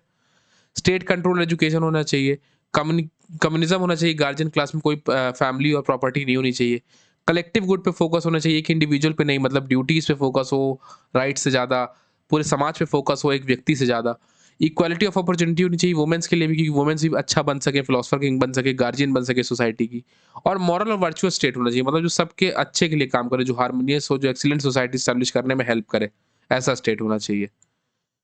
नॉलेज इज वर्च्यू, ये एक लाइन है बच्चे, ये आपको प्लेटो के कंटेक्स्ट में मिलेगी। इसका मतलब क्या है, वर्च्यू मींस एक्सीलेंस और गुड क्वालिटी। वर्च्यू का मतलब होता है एक्सीलेंस या गुड क्वालिटी। प्लेटो के लिए नॉलेज एसेंशियल था बिकमिंग वर्चुअस, नॉलेज बड़ा जरूरी है अच्छी क्वालिटी पोजेस करने के लिए। Ignorance cause individual to chase appearance and materialistic goals, लेकिन नॉलेज व्यक्ति को सच्चा रास्ता दिखाती है, सच का रास्ता दिखाती है और हायर गुड्स अचीव करने में हेल्प करती है। ये सब बच्चे ऑलरेडी डिस्कस्ड है। देखिए, आप बच्चे सोच रहे होगे ना कि नॉलेज इतना भैया फ्रेगमेंटेड वे में क्यों पढ़ाया है? तो नॉलेज के जो कुछ कॉन्सेप्ट थे बच्चे, वो उधर ऐड इसलिए नहीं किए जा सकते थे, क्योंकि उसके लेवल का जो नॉलेज मतलब ये जो नॉलेज का कॉन्टेक्स्ट है, उस लेवल पे आपने पहले नहीं पढ़ा हुआ था। मतलब जैसे जो हमने उधर इनिशियली में एलेगरी ऑफ केप और थ्योरी ऑफ एजुकेशन डिस्कस किया, वो लेटर डिस्कस किए, वो थ्योरी ऑफ एजुकेशन में जो टर्म्स यूज हुए हैं वो आप तभी समझते जब आप कुछ बीच के टॉपिक्स पढ़ते। तो अब इन सबको आप एक साथ एक स्ट्रिंग में कनेक्ट करके समझ सकते हो। सेंट्रल आइडिया ऑफ रिपब्लिक क्या है बच्चे, मतलब उसकी बुक का, कि नॉलेज इज वर्च्यू, नॉलेज सबसे सुप्रीम है, वही पॉलिटिकल फिलॉसफी है प्लेटो की सबसे कोर। Knowledge makes excellence possible, knowledge सबसे एक्सीलेंट चीज है, वही एक्सीलेंस लेके आती है। Ideal state is created through knowledge, best state knowledge के थ्रू बनता है। Philosopher king is suitable to rule because intellectual and moral education, philosopher king able है रूल करने के लिए क्योंकि उसके पास इंटेलेक्चुअल और मॉरल एजुकेशन है। पॉलिटिकल सिग्निफिकेंस बच्चे क्या है, Plato connects knowledge with good governance, की नॉलेज होगी तभी अच्छी सरकार चलेगी। Competent and knowledgeable leadership is necessary for effective administration, मन जब कॉम्पिटेंट और नॉलेजेबल लीडरशिप होगी तभी एक अच्छा एडमिनिस्ट्रेशन होगा, तभी एक अच्छा प्रशासन होगा। Education and knowledge contribute to an empowered society and better governance, मतलब शिक्षा और एक ज्ञान की जो ज्ञान है ये कंट्रीब्यूट करता है एक सशक्त समाज को और एक बेहतर शासित समाज को तैयार करने में। क्रिटिसिज्म ऑफ प्लेटो बच्चे, प्लेटो का क्या क्रिटिसिज्म था सॉरी बच्चे, प्लेटो का क्या क्रिटिसिज्म था, मतलब प्लेटो को लोग क्या क्रिटिसाइज करते थे। अब देखिए हम लोग तो इतने सारे चीज जान चुके हैं कि एनिमी है ओपन सोसाइटी का, पर मैं तब भी कुछ बता देता हूँ। एक्सेसिव इंडिविजुअलिज्म, मतलब idealism, excessive idealism, sorry idealism मतलब कि बहुत सपने वाली बातें, ऐसा होना चाहिए, वैसा होना चाहिए, ऐसा एजुकेशन सिस्टम होना चाहिए, वैसा एजुकेशन, मतलब प्रैक्टिकल नहीं लग रहा था सुनने में। फैमिली हटा दो, प्रॉपर्टी हटा दो, प्रैक्टिकल नहीं था, बहुत आइडियलिस्ट था। सबऑर्डिनेशन ऑफ इंडिविजुअल, एक इंडिविजुअल को तुमने सबऑर्डिनेट कर दिया, बस ड्यूटी ड्यूटी की बात की, उसके राइट्स की बात नहीं की, है ना। सिर्फ कम्युनिटी के वेलफेयर के चक्कर में एक इंडिविजुअल से कॉम्प्रोमाइज करवा लिए। एंटी डेमोक्रेटिक ओरिएंटेशन की, एक को सबसे ज्यादा पावर दे दी कि भाई लोगों का सोचा हुआ से ज्यादा सोचने वाला अच्छा है फिलोसफर किंग, उसके पास सबसे नॉलेज है। हायरार्किकल स्ट्रक्चर बना दिया सोसाइटी में, रिजिड डिवीजन कर दिया सोशल क्लास में कि ये रूलर बनेंगे, ये आर्मी में जाएंगे, प्रोड्यूसर बनेंगे। एक्सेसिव स्टेट कंट्रोल दे दिया कि स्टेट ही कंट्रोल करेगा फैमिली को, स्टेट ही कंट्रोल करेगा एजुकेशन को, गार्जियन की लाइफ को, सब चीज को, प्राइवेट को तो एकदम स्पेस ही नहीं दी। अनलिमिटेड पॉलिटिकल अथॉरिटी दे दी फिलोसफर किंग को, भाई उसके पास तो सबसे ज्यादा शक्ति है, उसको संविधान की क्या जरूरत है, वो कॉन्स्टिट्यूशनल गवर्नमेंट से ज्यादा पावरफुल है, ज्यादा होशियार है। चलिए आगे बढ़ते हैं बच्चे। अब बच्चे आ गया है प्रीवियस ईयर क्वेश्चन, तो बच्चे यहाँ पे आपका चैप्टर खत्म हो जाता है प्लेटो का, और यहाँ पे मैं कुछ प्रीवियस ईयर क्वेश्चन डिस्कस करने वाला हूँ, और मैं आपको पैटर्न एक ठो बता देता हूँ। अभी मैं बच्चे एक वीडियो बनाने वाला हूँ कि कैसे बीए में आंसर राइटिंग करते हैं। देखिए लिमिटेड नॉलेज के साथ अगर आप क्वालिटेटिव वे में आंसर लिखेंगे आपको बहुत अच्छे मार्क्स मिलने वाले हैं बीए में। इट्स नॉट नेसेसरी कि आप बहुत लेंदी आंसर्स लिखिए, it's just the way of presentation you are doing. अभी मैं आपको यहाँ पे प्रीवियस ईयर क्वेश्चन डिस्कस करता हूँ। I will make a separate video जहाँ पे मैं ये बताऊंगा कि आंसर राइटिंग कैसे की जाती है। पहला क्वेश्चन बच्चे, discuss Plato's theory of justice, how is functional specialization related to conception of ideal state, मतलब कैसे आइडियल स्टेट अचीव होगा फंक्शनल स्पेशलाइजेशन से, आप बिल्कुल बता लोगे। Critically examine Plato's theory of education, what does role education plays in the establishment of ideal state, भाई बिल्कुल आप बता लोगे। एजुकेशन होगा तो इग्नोरेंस कम होगा, करप्शन कम होगा, फिलोसफर किंग होगा, एजुकेशन से वर्च्यू आता है, सब चीज आप बता लोगे। Explain Plato's theory of philosopher king, why does Plato consider the rule of knowledge superior to the rule of ordinary opinion, बिल्कुल बता लोगे रूल ऑफ लॉ के कॉन्टेक्स्ट में। Discuss Plato's theory of communism of family and property, critically evaluates its relevance and limitations, ये तो एकदम pitted question है बच्चे, ये इंपॉर्टेंट क्वेश्चन भी है। Explain Plato's conception of ideal state, what are its major features, बता लोगे। Knowledge is virtue, explain this statement in context of Plato's philosophy and theory of knowledge, explainable है बच्चे। Is Plato a totalitarian thinker, critically examine arguments for against interpretation of Plato, आराम से आप answer कर लोगे। Compare Plato's communism with Marxian communism, discuss their major similarities and differences, एकदम आराम से आंसर कर लोगे। बच्चे देखो लिखना कैसे है, पहले प्लेटो का इंट्रोडक्शन लिखना है आपको 50 to 60 वर्ड्स में। देन आपको बच्चे उसमें लिखना है जैसे जिस भी चीज के बारे में पूछ रहे हैं, फॉर एग्जांपल मान लीजिए कम्युनिज्म के बारे में पूछ रहे, तो आप लिखोगे कम्युनिज्म ऑफ प्लेटो, फिर आप लिखोगे communism of family, communism of property, फिर उसका रेलेवेंस लिखोगे, फिर लिमिटेशन लिखोगे। फिर आप एक क्रिटिसिज्म लिख सकते हो कम्युनिज्म में, कि प्लेटो का क्रिटिसिज्म ये लिख सकते हो जैसे उसने एक इंडिविजुअल के सब्जेक्ट कर दिया सोसाइटी के आगे, उसने हमेशा कम्युनिटी को प्रायोरिटी दी, उसने इंडिविजुअल ऑटोनोमस थिंकिंग को सप्रेस किया, इस तरह की चीजें आप लिख सकते हो। इस तरह से बच्चे आंसर लिखना है। एक मैं सेपरेट वीडियो बच्चे बनाने वाला हूँ जहाँ पे मैं ये प्रॉपरली एक्सप्लेन करूँगा कि आंसर कैसे लिखा जाता है, कैसे चीज़ों को एग्जीक्यूट किया जाता है, वो आपको जल्दी इस चैनल पे मिल जाएगी बच्चे। आगे बढ़ते हैं। सो बच्चे this was your all lecture, I think it was bit of lengthy, but कोई बात नहीं बच्चे, ये लेक्चर, ये सिंगल वीडियो आपको हेल्प करने के लिए इनफ है पूरे एग्जाम के प्रोसेस में। इसके बियॉन्ड बच्चे कुछ नहीं आएगा, आपको कुछ पढ़ना भी नहीं है बच्चे। मैं first year second year third year पूरा पॉलिटिकल साइंस पढ़ाने वाला हूँ, अपने जूनियर्स और अपने सीनियर्स को शेयर करिएगा। साथ ही साथ बच्चे मैं physical education first year second year third year cover करने वाला हूँ, तो वो भी जो आपके फ्रेंड फिजिकल एजुकेशन के उनको शेयर करिएगा। चैनल को सब्सक्राइब करिएगा बच्चे न्यू वीडियोस के लिए अगर आपको पसंद आ रहा है। लाइक करिएगा क्योंकि आपका लाइक मुझे मोटिवेट करता है। अपना सपोर्ट दिखाते रहिएगा बच्चे। इसको शेयर करके ज़्यादा से ज़्यादा लोग तक पहुँचाइएगा क्योंकि बच्चे मेरा मानना है हमें सीखना भी साथ है और जीतना भी साथ है। सिखाऊँगा मैं, जीतोगे आप, क्योंकि नोट से नहीं सपोर्ट से जूनियर आगे बढ़ते हैं। Thanks for being a part of this learning journey बच्चे। मिलते हैं किसी नए लेक्चर के साथ। जय हिंद, जय भारत।